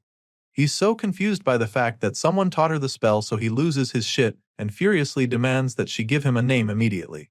The man is so desperate to find out who the traitor is that he promises to give a clean death if she gives him the name. For some reason, he thinks that's supposed to make her want to tell him anything. Anyway, seeing that he's so curious to find out who taught her, she decides to piss him off even more by telling him that the person's identity is a secret.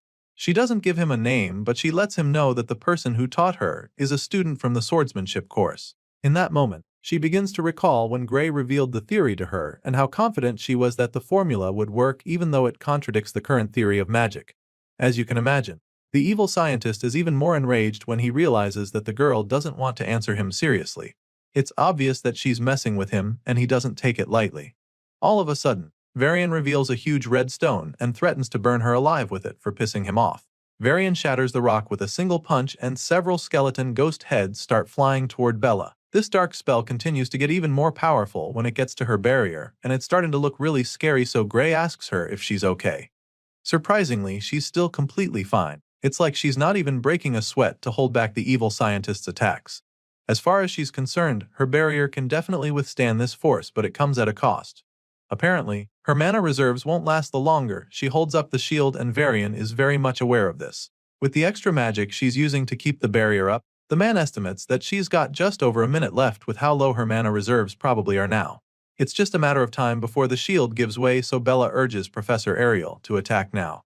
She's got her hands full and can't hold for much longer, so the redhead swings until action. She activates her divine eye to assess the situation, and it only takes her a second to see that the flames from Varian's attack are thin at a particular spot. This is the weak spot she can take advantage of, and she doesn't waste another second, since she can also project mana outside the barrier.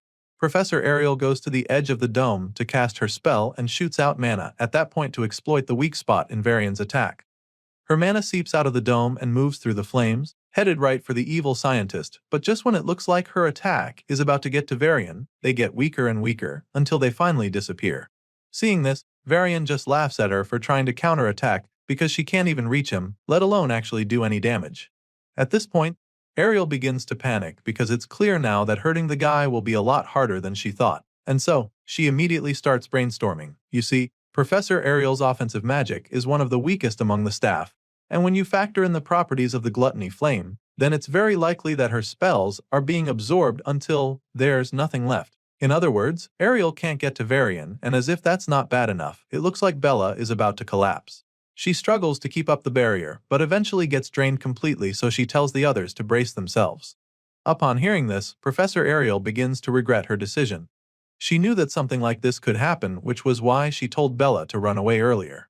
Sadly, it's too late for that now, and they have no choice but to face the evil scientist head-on.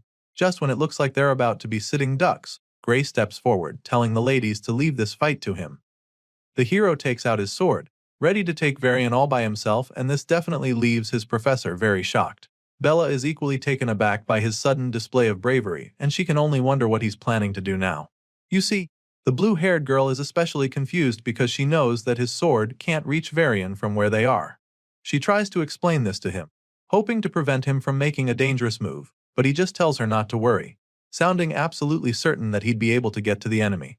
With Bella failing to convince Gray otherwise, the professor gives it a try as well, asking the hero if he's sure about what he wants to do, because she knows that it could kill him if he uses that power again. On the off chance that he survives it, his healing arm might never even recover, so it's an insane risk he's about to take. Despite her attempts to change his mind, the hero just cracks a little smile and tells her that dying alone is much better than all three of them losing their lives here. Gray makes it clear to them that he's not going to change his mind and proceeds to charge up his sword. As soon as he does this, Varian sees the bright light off the blade from the other side, and before he can even realize what is going on, our boy gets to him. The hero reaches him in the blink of an eye, and Varian is shocked to see the young swordsman flying toward him with a sword. Unfortunately, it's too late to even save himself now because Gray swiftly uses a single powerful slash to take the evil scientist's head clean off. Gray decapitates the mad scientist in a flash with a vicious slash that splatters blood all over the walls, and as you can imagine, the ladies behind him are absolutely shocked by what just happened. Eventually, Varian's headless corpse falls to the ground, and that's when even Professor Ariel realizes the gravity of what just happened. Her eyes widened in awe, claiming that it's her first time seeing the real one with her own eyes. Sure, she knew that Gray was special already, but after seeing the kid take the tyrant down with so much ease, she's absolutely staggered.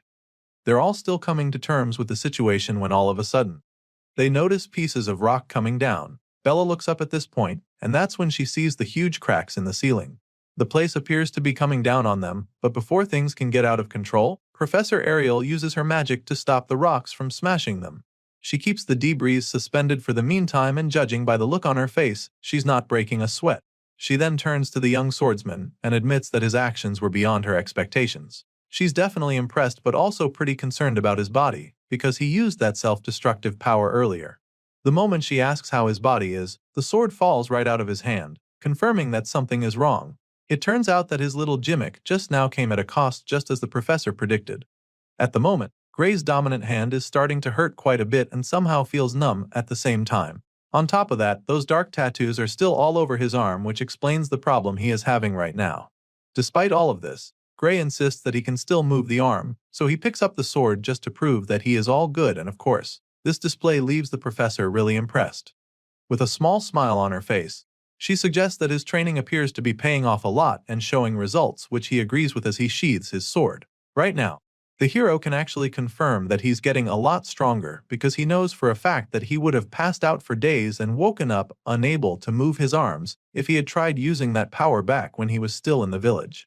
He remembers so clearly how he woke up in an infirmary to see that he had been unconscious for days. On the other hand, now using that dark energy only leaves him with a hurting harm, so he can't help but feel that it's quite the improvement. Looking back now, all the difficult things that Heathcote put him through start to make sense. Gray confirms that the training was really worth it because his mentor pushed him to the limit of body. Heathcote made sure that every drop of physical strength was drained to ensure that he activated the power in his soul, all while ensuring that they did not even touch the sword until Gray was ready. All the memories of his training run through his mind, and while he's thinking back, Ariel notices him clenching his fist like he's fighting back the pain he's feeling. So, she walks over to him and thanks him for saving them, admitting that he's the only reason that the three of them are still alive.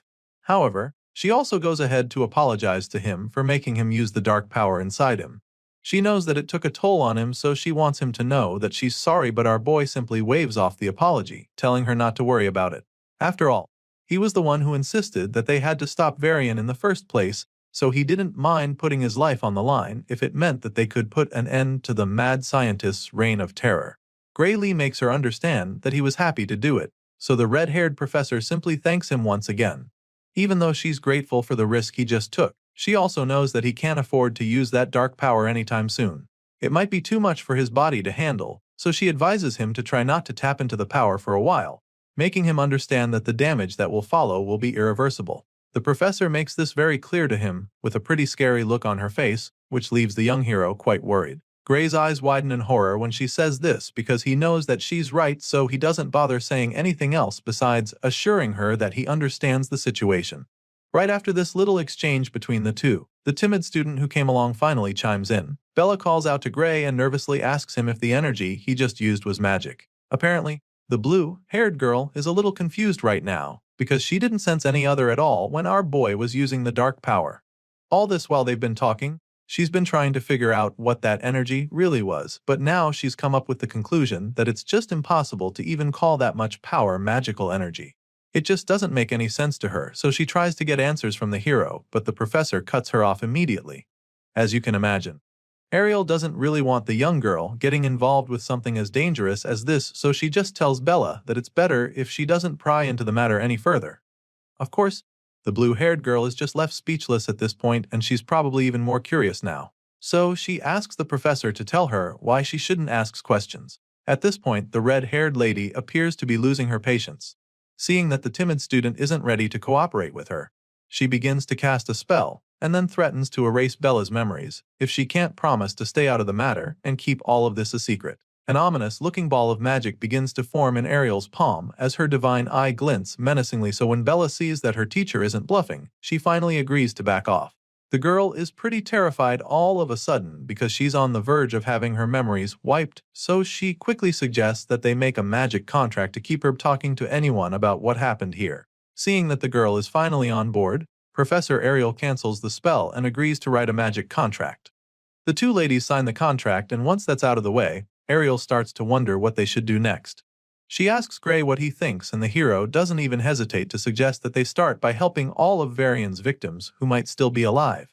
Even though he's concerned about the experiments that the tyrant was working on, he believes that the first course of action should be getting these ones back to safety. Hearing this, the professor takes a look around and concludes that most of them look like they're just being out to sleep with magic. She confirms that they're not in any danger at the moment since Varian is gone. but they're not looking good either, so she figures that it would be a good idea to take them to the Academy's medical facilities just to be safe. Still, she's eager to see what the mad scientist was up to, so with this in mind, she snaps her finger to cast another spell. This time around, she uses the magic to encapsulate all the victims inside a magic bubble while they're still lying in the cells. Ariel explains that this spell will protect them from any external harm for the meantime. After covering them all in protective bubbles, she decides that it's time to investigate further inside. The trio make their way deeper into Varian's lair and continue to get creeped out with every step they take. Now that she's looking at this place a second time, Ariel realizes just how insane this dungeon lab actually is. They look into the cells and it's one horrifying thing or the other. They come across a cell with human corpses hung in a row inside, and she doesn't even need her divine eye to know that illegal activities were being conducted here. Almost everything that Varian did involved the use of human sacrifice to produce magical catalysts or enhance a human's magical abilities. There's dozens of dead bodies with pipes running through their mouths and other parts of their bodies, used to drain the life out of them for the twisted experiments. They've definitely seen a lot of crazy stuff, but Ariel can't help but notice that there's not a single experiment relating to the liquidator. And so, this makes her wonder if Varian's ties to the world Ender could be in a different facility. And it's pretty strange to our boy that they haven't seen anything about the liquidator here, because in his past world, an incident that killed tens of thousands of people occurred in this very place. Things aren't adding up right now, so our boy starts brainstorming. He doesn't understand how the mere production of a magical catalyst could cause such an incident of that scale. As he's trying to put the pieces together, a horrifying realization suddenly hits him. Chills run down his spine when he suddenly remembers that the thing that killed all those people in his past world was a miasma that welled from the ground. It's at this point that our boy realizes that they've been searching for the wrong thing, and judging by the look on his face, he's not ready to go up against that thing called a miasma. Ariel looks back suddenly to see him looking like he just saw a ghost, so she asks him what's wrong, but he doesn't say anything. He just stands there, looking hopelessly terrified, so Bella calls out to him as well, hoping to snap him out of his dazed state. Apparently, our boy is no longer in any mood to talk, because it dawns on him that there might actually be something very dangerous lurking beneath this facility. Eventually, he gets his head back in the game and finally responds to the ladies, since they still haven't come across anything that could be related to the liquidator up here.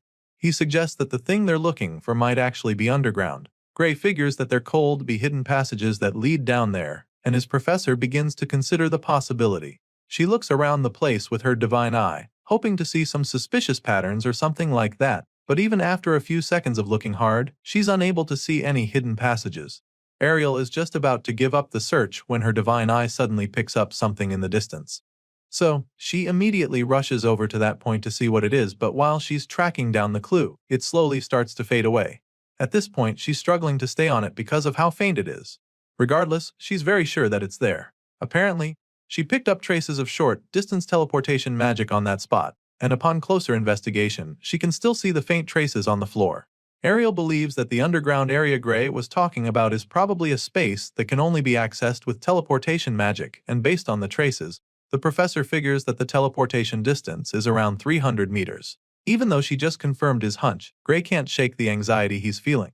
300 meters underground is a pretty far way to go, so he's worried that they might not be able to reach the place, but that's when the red-haired professor reminds him that she can use a short-distance teleportation gate as well. She's definitely eager to see what her evil colleague was hiding down there, so she is more than happy to give the teleportation spell a try. And so, with the snap of her fingers, Ariel conjures up a big magic seal on the spot beneath them, which represents the teleportation gate. It's a pretty dangerous attempt they're about to make, because there's a possibility that nothing is down there. And if that's the case, the other end of the gate would lead to nothing but Earth. Despite the fact that it's pretty risky, all three of them are ready to take those chances, so they let the professor know that they're on board, and she goes ahead to transport them through the teleportation gate. The moment they go in, a bright flash follows, and all they can see for a while is nothing but white. After a few seconds, the three of them open their eyes again and are absolutely blown away by what they see. It appears that they've made their way down to some kind of hidden underground city, with tall buildings all over the place. It's pretty enormous, so it's quite mind-boggling for them to discover that there's a space this big right under Varian's facility. The place looks like a sleeping city with no color. It's all pale and foggy like some kind of dream, but even though they're not sure exactly what this place is, Bella confirms that she can feel a tremendous output of ether coming from all over the place. It's a little overwhelming for her, but she's able to pinpoint the area with the largest output of magical energy. The blue-haired girl points to the huge structure in the middle of the white city, and Ariel immediately begins to panic when she sees it too, because she realizes that ether isn't the only energy flowing in this place. The professor confirms that there is also a different kind of energy, completely different from magic, that's leaking out of that tall structure. She is not sure what this strange energy is, but she knows for a fact that it's greater than anything she has ever seen before. Hearing this, Gray starts to get a few ideas, so he puts the pieces together and asks the professor if this power she's sensing is similar to what he has. He's so nervous just asking her the question because he's not sure he's ready for the truth. But as you can imagine, this dark potent surge of energy is identical to what he has, so before he even gets to ask, the professor confirms his guess, and in that moment, she reveals that it is indeed the liquidator's power she's sensing. Using Professor Ariel's teleportation magic, the three of them make it to the secret underground city hidden beneath Varian's facility. And after confirming that the ominous energy they're sensing is the same as the liquidators, they have no choice but to investigate further. The group of heroes make their way into that huge structure where the energy was radiating from, and they're absolutely taken aback by what they find inside. It's a huge empty hall that definitely looks creepy, but on the other side of the tall building, there's a door. They're all very curious at this point, but they can't get any answers if they don't dig deeper. While the students are still trying to process what exactly is going on, the red-haired lady takes the initiative and starts walking across to the other side.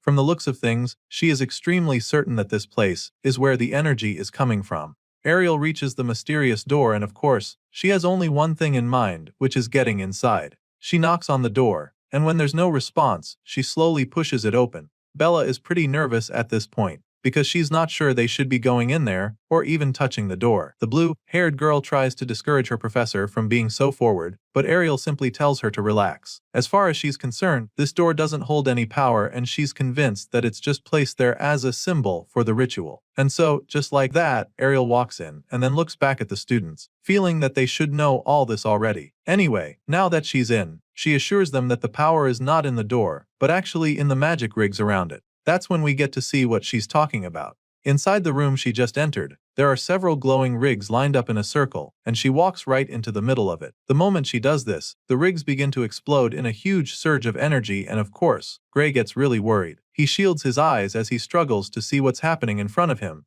and asks the professor if she's trying to summon the liquidator. The shockwaves from the magic rigs are so powerful that they almost send the two students flying like pieces of paper. Bella is particularly having a hard time staying on her feet. It's all really scary to her, and she feels that this kind of magic is too dangerous for them to handle, so she concludes that they have to shut it down right away, regardless of what Ariel says. The blue-haired girl isn't even done saying this when the professor stops her. Ariel warns them not to rush into the circle, and then explains the situation to them.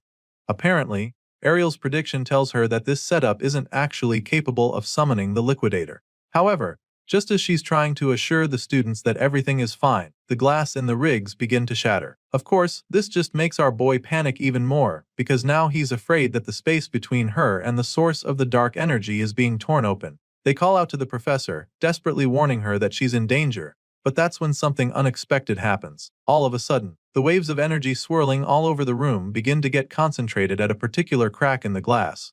And when Gray sees this, all he can do is stare in confusion. While the students are still trying to wrap their heads around what the hell is going on, the professor starts talking about how her predictions were correct. Apparently, she was right to think that those devices weren't made to summon the liquidator. In fact, from the look of things, they were created to just pinch a tiny gap toward where the world ender exists, and then funnel the leaking power. Ariel looks up at the ceiling, where the waves of dark energy are still swirling around.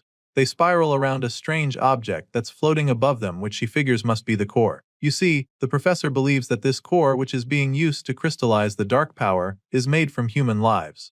Ariel is fairly certain about this, and she shares this theory with the perplexed students there with her. She has reason to believe that this particular core was created using about 10 souls, but she can't be sure that number is correct because the molding process may have taken more sacrifices. With this in mind, it all starts to make sense to her. She begins to understand why Varian had so many of his victims locked up in the facility. She's convinced that the majority of the people they saw upstairs were taken to be raw material for this very purpose. The evil scientist wasn't using his victims for any ordinary human sacrifice, but for something much more sinister. Hearing this, Bella still can't wrap her head around why anyone would do such a thing. She doesn't get why he would go that far just to gather power. and it just makes her wonder what such dark energy is even being used for. She expresses her confusion, but the professor is just surprised that the blue-haired girl still hasn't figured it out, and so she decides to break it all down to Bella. Ariel reminds the girl about the ominous black flame that Varian used against them during their fight. At first, this still doesn't explain anything, but then the professor reminds Bella of the crystal that Varian used to boost the power of the flames when he got mad. As far as Ariel is concerned, this core will look like those crystals by the time it's done being formed. And this time around, she has a feeling that this new catalyst won't be limited to just black flames by the time it's fully formed. The professor fears that such power can be used to do a lot of horrible things, and if they mass-produce the stuff, then there's no telling what they could actually do with it. Just as she finishes explaining all this to the students, the cracks begin to disappear without a trace. With everything that Ariel just said, our boy finally has a clearer picture of what's going on, so he realizes that maybe Varian wasn't even trying to summon the liquidator after all. However, Ariel isn't completely sure about that. Whether Varian tried to reach the liquidator or not, she doesn't know for sure, but what she can tell is that the space-opening magic rigs were pushed to the limit. Seeing this, she figures that maybe what they set up was all that they could manage, and then goes on to keep inspecting the mysterious contraption. While the professor is busy examining the whole thing, Bella just takes a look around and easily concludes that this apparatus is insanely valuable. It all looks so futuristic, and the components are things that she has never come across before. The blue-haired girl is pretty blown away by this underground lab because she's never seen spatial warp magic that is this precise and high output. As you can imagine, the professor confirms her assertions, boldly stating that making one of these setups would literally cost a nation's budget. That's definitely a bold statement, but the truth of the matter is that Ariel isn't even trying to exaggerate, which is why she's shook by the fact that there are practically 8 of the magic rigs in this secret laboratory. It's a mind-blowingly expensive project for sure, so there's only one organization that comes to her mind. Hearing this, Bella takes a quick guess, wondering if her professor is thinking about the Discar Empire, but Ariel explains that those aren't even the suspects she has in mind. Sure, everyone knows that the Discar Empire is the biggest country in their world, but for some reason, Ariel doesn't think they're the ones behind this. You see, the professor doesn't think that the Discar Empire has the magical research resources to build one of these. At this point, the blue-haired girl is left completely stumped because she has no idea who could be behind this if Ariel doesn't think her guess is right. Well, the professor is convinced that there has to be some kind of organization running the show, and this organization has to be one with magical research that's far greater than anything the Empire has. Ariel shares her thoughts with the students, hoping to get them on the same page with her, but Bella still looks pretty confused, so our boy is forced to spell it out and reveal that Ariel is talking about the World Union Academy. Gray is convinced that they are the ones behind this based on everything that the professor said, and when he asks if he's correct, the red-haired lady reveals that he's absolutely spot on. You see, as far as she's concerned, no other research body can support this scale and budget, so she has very good reason to believe her instincts. Even after listening to everything, Bella still finds it pretty hard to believe that the Academy is behind something like this. It just doesn't make any sense because the World Union Academy is supposed to defend the world from threats and not be the ones threatening humanity. Seeing the horrified look on Bella's face, the professor can understand why she doesn't want to believe. It's not easy to come to terms with it, but Ariel tries to make the girl understand that there's no other group capable of pulling this off. Gray is equally shaken by the harsh reality of the situation, and even though it's a hard pill to swallow, he gets his head in the game. However, he still knows that this new discovery shouldn't mean that the whole academy is their enemy, because most of them could still be on their side. At the very least, before the reset, the Academy's top forces were the ones on the front lines during the battle against the Liquidator. Even beyond the subjugation sausage, they kept protecting civilians right until the very end. And so, after seeing that future, Gray can't just believe that everyone in the Academy is an enemy to humanity. Thankfully, the professor agrees with him completely, admitting that most of the Academy probably acts for humanity and wouldn't allow experiments that waste lives. However, she is also aware that the Academy has countless researchers, and she makes this known to our boy. The Academy has countless facilities as well, and hardly anyone in this world truly knows the whole picture. Besides, they still don't even know for sure who is behind Varian. All they know is that the person or persons has some serious backing. Ariel knows for a fact that her twisted colleague couldn't have arranged all of this with his authority alone, which means that he must have had some people in the Academy who were working with him. Hearing this, Bella becomes really nervous because it's starting to become pretty obvious that they can't fully trust the Academy either. She anxiously asks the professor if this is the case, and so Ariel goes on to reveal how she's been watching the academy from the inside for decades, and in that time, she's come to learn that it's not an organization that one can trust blindly. Even if she's not aware of any other details, this, she can tell the younger ones for sure. Ariel claims that most of the people inside must actually think that they're doing what's best for humanity, including the ones behind this experiment. As far as she's concerned, the ones responsible for all this have probably convinced themselves that it was for the greater good. The bottom line here is that the truth has been buried in the dark amongst many of the people in the academy. With everything the professor just explained, it's pretty clear that they can't sit around anymore, so Gray eagerly asks her if she has any idea how they could find the mastermind behind. Ariel looks around the place, trying to come up with something, but she notices that there are no communication devices in this secret facility. Not even the marker's magic residue is left in the rigs, so it's almost like nobody was ever here. The cover-up is so thorough that finding anything would be very difficult. She's still trying to explain the situation to the students when a huge explosion rocks right behind them. Unfortunately, that's just the first of several other booms that they hear all over the facility. Gray begins to panic, wondering what the hell is going on, and that's when Ariel suggests that some sort of evidence erasing mechanism was set up as well. While the students are busy freaking out, Ariel calmly analyzes the situation. Apparently, the ones responsible for this didn't blow the place up the moment Varian died, which she finds a tad suspicious. It makes her wonder if they were planning to lure the ones snooping around deeper inside before detonating the place. Of course, Bella definitely wants to leave right away before they get buried by the debris, so she calls out to the professor, reminding her that this is not the time for hypotheticals. Bella feels that they need to get out immediately, but Ariel casually tells her to calm down, stating that these are just magical explosives. As far as she's concerned, the World Union Academy's professors aren't weak enough to be killed by something like this, and so, she activates her divine eye and begins to cast a protective spell to show the students exactly why she's not panicking. The red-haired lady crouches down to cast the spell, creating a glowing magic seal on the ground beneath them. Despite her calmness,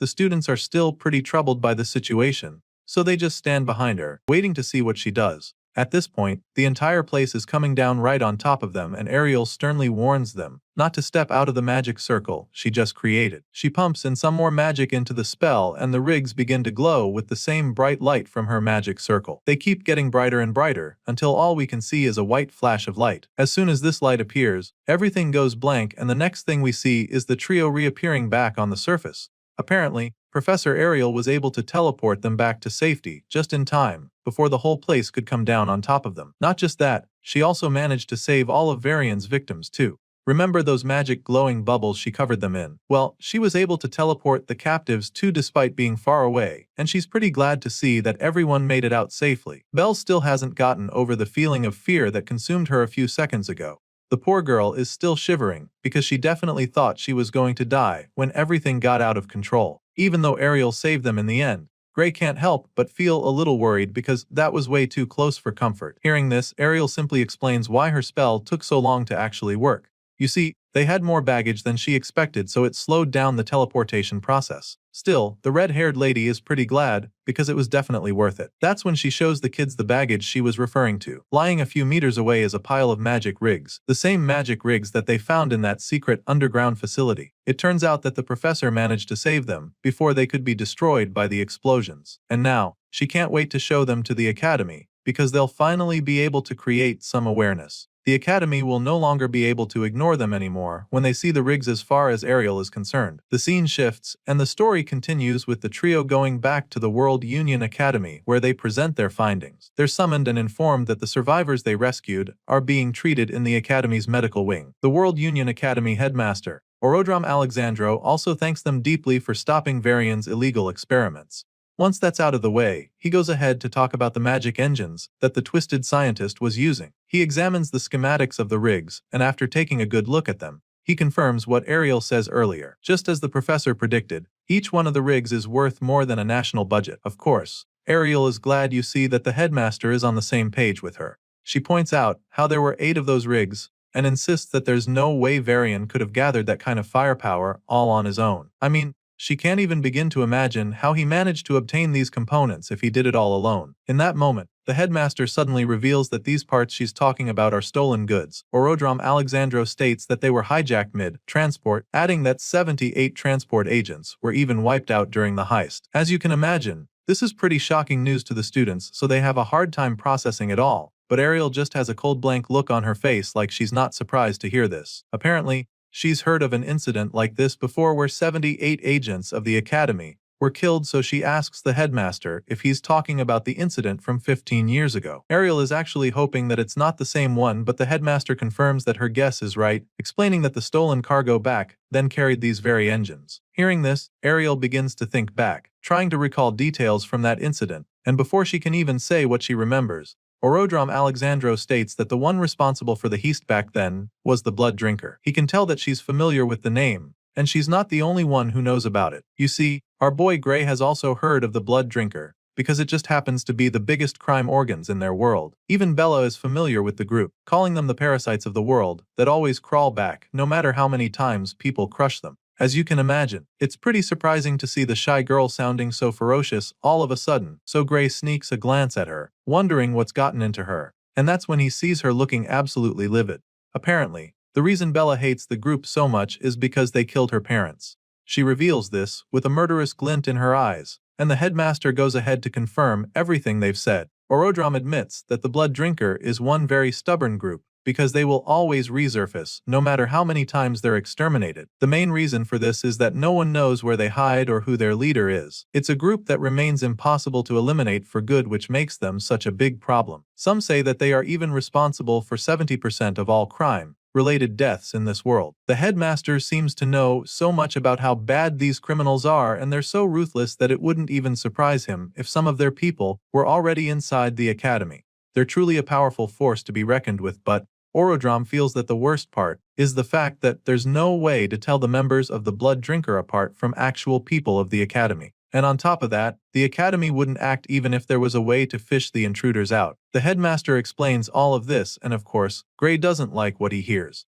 He asks the old man to explain what he meant by that last part, saying that the academy wouldn't act even if there are criminals hiding amongst them. Bro looks like he's about to snap at the old man, but before he can say anything else, Professor Ariel cuts him off, informing him that this is just how the academy operates now. She explains that anyone with talent gets a chance to grow stronger in the academy, regardless of their bloodline, their race, or gender. At this point, the headmaster chimes in, confirming all that the lady just said, and then goes on to say that all candidates who are talented enough are accepted freely into the academy, and that it doesn't matter if they're criminals. Of course, this is a pretty insane way to run things, and Bella doesn't hesitate to let them know how absurd she thinks their tradition is. As far as she's concerned, any criminals that are currently in the academy should be seriously dealt with, and she angrily states this before the headmaster. In response, the man simply claims that he agrees with her. However, he makes it known to her that the higher-ups don't seem to share that view. If it were up to him, all known criminals in the academy would be hunted down, but clearly, it's out of his control. The blue-haired girl is pretty confused when he says this because the last time she checked, he's literally the headmaster of the institution. She feels that he should at least have enough power to oversee something like this, but the man explains that he's nothing more than an underling. He may be the face of the academy on paper, but in reality, he's just a figurehead, and the authority he actually holds is laughable. The headmaster reveals all of this shocking news to the students, and then asks them if they really want to know who is truly running things at the academy. Of course, the intense looks on their faces are enough of a response for him to know that they want the answer. However, he also explains to them that they'll have to grow stronger if they want to know. As far as the academy is concerned, the more power one has, the deeper they will be allowed into the academy, and the more secrets they'll uncover. The headmaster admits that he can't call any names, but he informs the students that they have an upperclassman who has enough influence to shape the academy's entire direction. Apparently, this extremely influential senior is so powerful that he was the one who came up with that crazy policy of accepting criminals into the academy. Hearing this, Gray immediately begins to put it all together and concludes that maybe they could be able to change the traditions of the academy if they somehow managed to become stronger than this mysterious and powerful senior. And of course, the professor confirms this, admitting that strength is everything around here. At this point, both Bella and Gray clench their fists forcefully, almost as if they make the strong resolve to become as strong as they possibly can. While explaining this to the students, the headmaster can't help but ponder over something. It's a thought that he still finds pretty amusing. You see, Orodrom Alexandro knows for a fact that Professor Ariel wouldn't have been able to stand a chance against Varian at all, especially not on her own. So the fact that they were able to take down the extremely powerful mad scientist makes the headmaster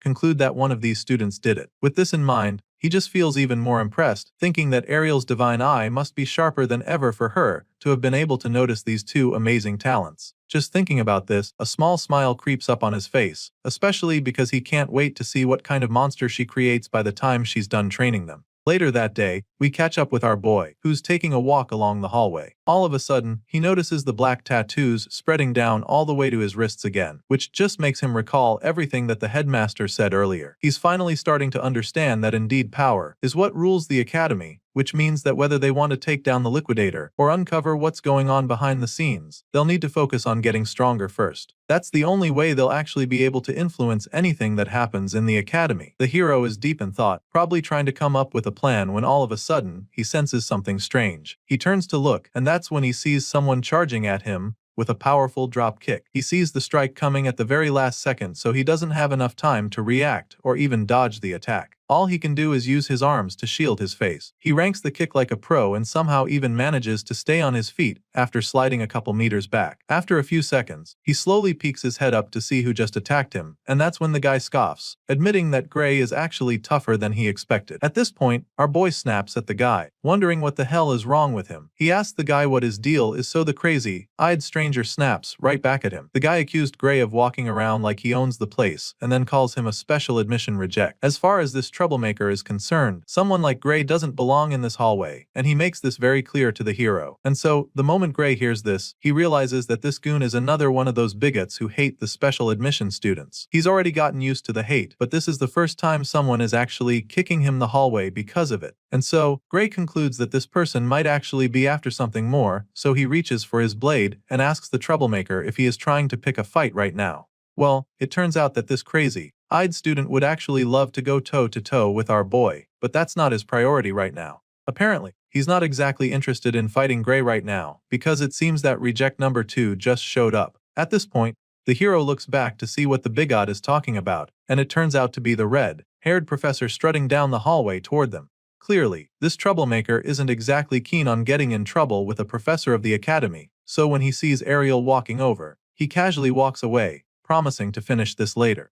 As he's walking away, he can be heard talking to someone, as if he's talking through a communication device. Mr. Crazy Eyes apologizes to someone over the phone, claiming that surveillance is too tight for him to get any closer to the target, and then promises to send someone else there soon. It just so happens that this finger-biting brainwashed hater is reporting back to Varian, which is absolutely shocking because the evil scientist is supposed to be dead. As soon as the hallway stalker leaves, Professor Ariel gets to Gray to see how he is, and she's definitely so she asks him what happened. The truth of the matter is that the hero still isn't even sure what the hell just happened, so he simply tells the red-haired lady that some random student just kicked him for no reason. He also tells her how the crazy-eyed stranger said that a divine eye special admit like him shouldn't even be walking around the academy's halls. As you can imagine, the lady is taken aback by this report, so she takes a second to process before going on to check our boy's body for wounds or bruises. Since there was no weapon and Gray wasn't injured, she informs him that there's not much she can do about the situation officially. That being said, she suggests that Gray chase the troublemaker down and punch the lights out of him for what he did. She gives him this idea with a really mischievous grin on her face, and you can already tell that she can't wait to see Gary mop the floor with the guy. On the other hand, the hero is so shocked when he hears her telling him to go punch another student, because he didn't even think he was allowed to do something like that. Well, it's not like fighting in the hallway is allowed in the academy, so she can't technically permit it since she's his professor. But then again, she suddenly starts acting like her eyesight has been getting bad lately, suggesting that she might not even notice if something were to happen nearby. At this point, Gray completely understands her angle, but rather than taking the free pass to teach the goon a lesson, he decides to let it slide. As far as he's concerned, it would be way too suspicious, so he suggests that they just leave the guy alone. Gray really doesn't want to cause any more trouble, so he doesn't mind, but the professor is a little disappointed because she was really looking forward to a showdown. Even though it's the right thing to do, she's pretty surprised that Gray actually decided not to retaliate. Besides that, the fact that he could be attacked just like that makes her begin to wonder if the Divine Eye special admits are really that disliked at the academy. Seeing how concerned she is, the MC decides to finally open up, admitting that the haters make fun of them sometimes. But that's just mockery, and he had gotten used to it.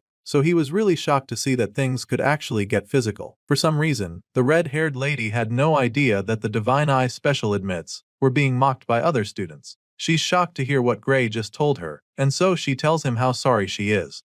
Ariel feels really bad about it and starts wishing she has a bit more authority around here. At this point, Gray notices that she's getting upset, so he immediately tries to make her feel better, assuring her that she doesn't have to worry about it. I mean, she's already done a lot for him with the limited authority she has in the institution. Heck, if it wasn't for her, he wouldn't even be in the academy right now. Besides that, he's also very confident that Bella and the others will eventually prove that the Divine Eye program wasn't a mistake. After all, it's no news that Professor Ariel has a good eye for picking out extremely talented students. Even if he hadn't seen it in this lifetime, he definitely saw it firsthand in the previous world when she single-handedly picked out some of the strongest heroes in the world who eventually became the guardians of humanity. This remark leaves the professor stunned for a second because she's never heard Gray say it to her. She's truly flattered by the compliment that her cheeks turn pink all of a sudden as she thanks him for his kind words. Despite being really touched by Gray's confidence in the others, she also tells him not to act like it's someone else's problem.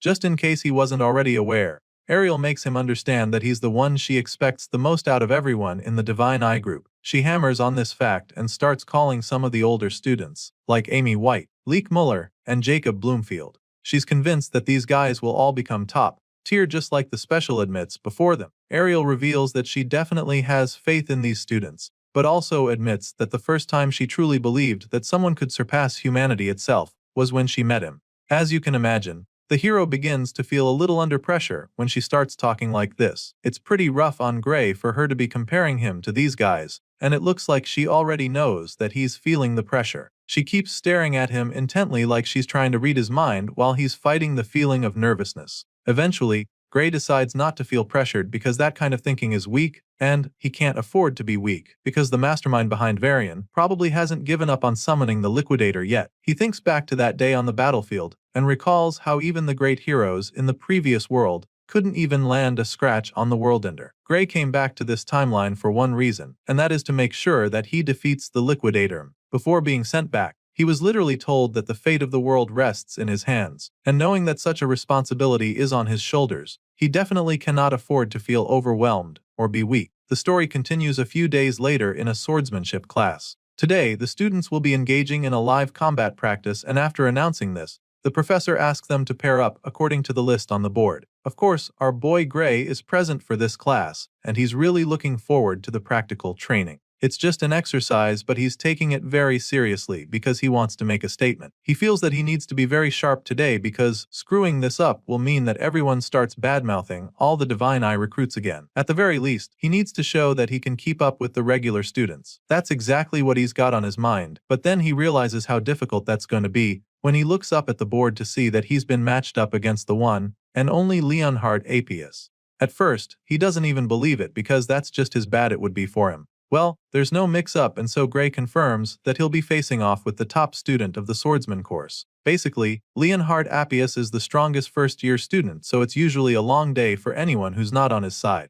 The teacher claims that he matched the students of similar skill levels as best as he could, and so she urges them not to hold back. The nonchalant professor even goes on to tell them that they're expected to take this practical as a real fight. Of course, Gray doesn't believe that this matchup was made considering students of similar skills levels. It doesn't make any sense to him how he would end up fighting the top student in the entire course when he barely got in as a special admit, as if facing the strongest freshman isn't already tough enough. The same guy in question happens to be a member of the Haters Club who despise the Divine Eye students. Knowing this, Gray figures that Leonhardt is probably itching to beat him bloody after the last incident. Our boy is still thinking about the mess he's in when all of a sudden, he feels a hand tap him on the shoulder from behind. Chills run down his spine when he hears the familiar voice, and then he turns around with a horrified look in his eyes. Sure enough, it's the blonde killing machine disguised as a student. Leonhardt's got a really wide grin etched on his face, talking about how glad he is to find out that they're going to be partners for this practical. Truly, the guy actually rates our boy. He's genuinely happy that he gets the chance to spar with Lord Gray.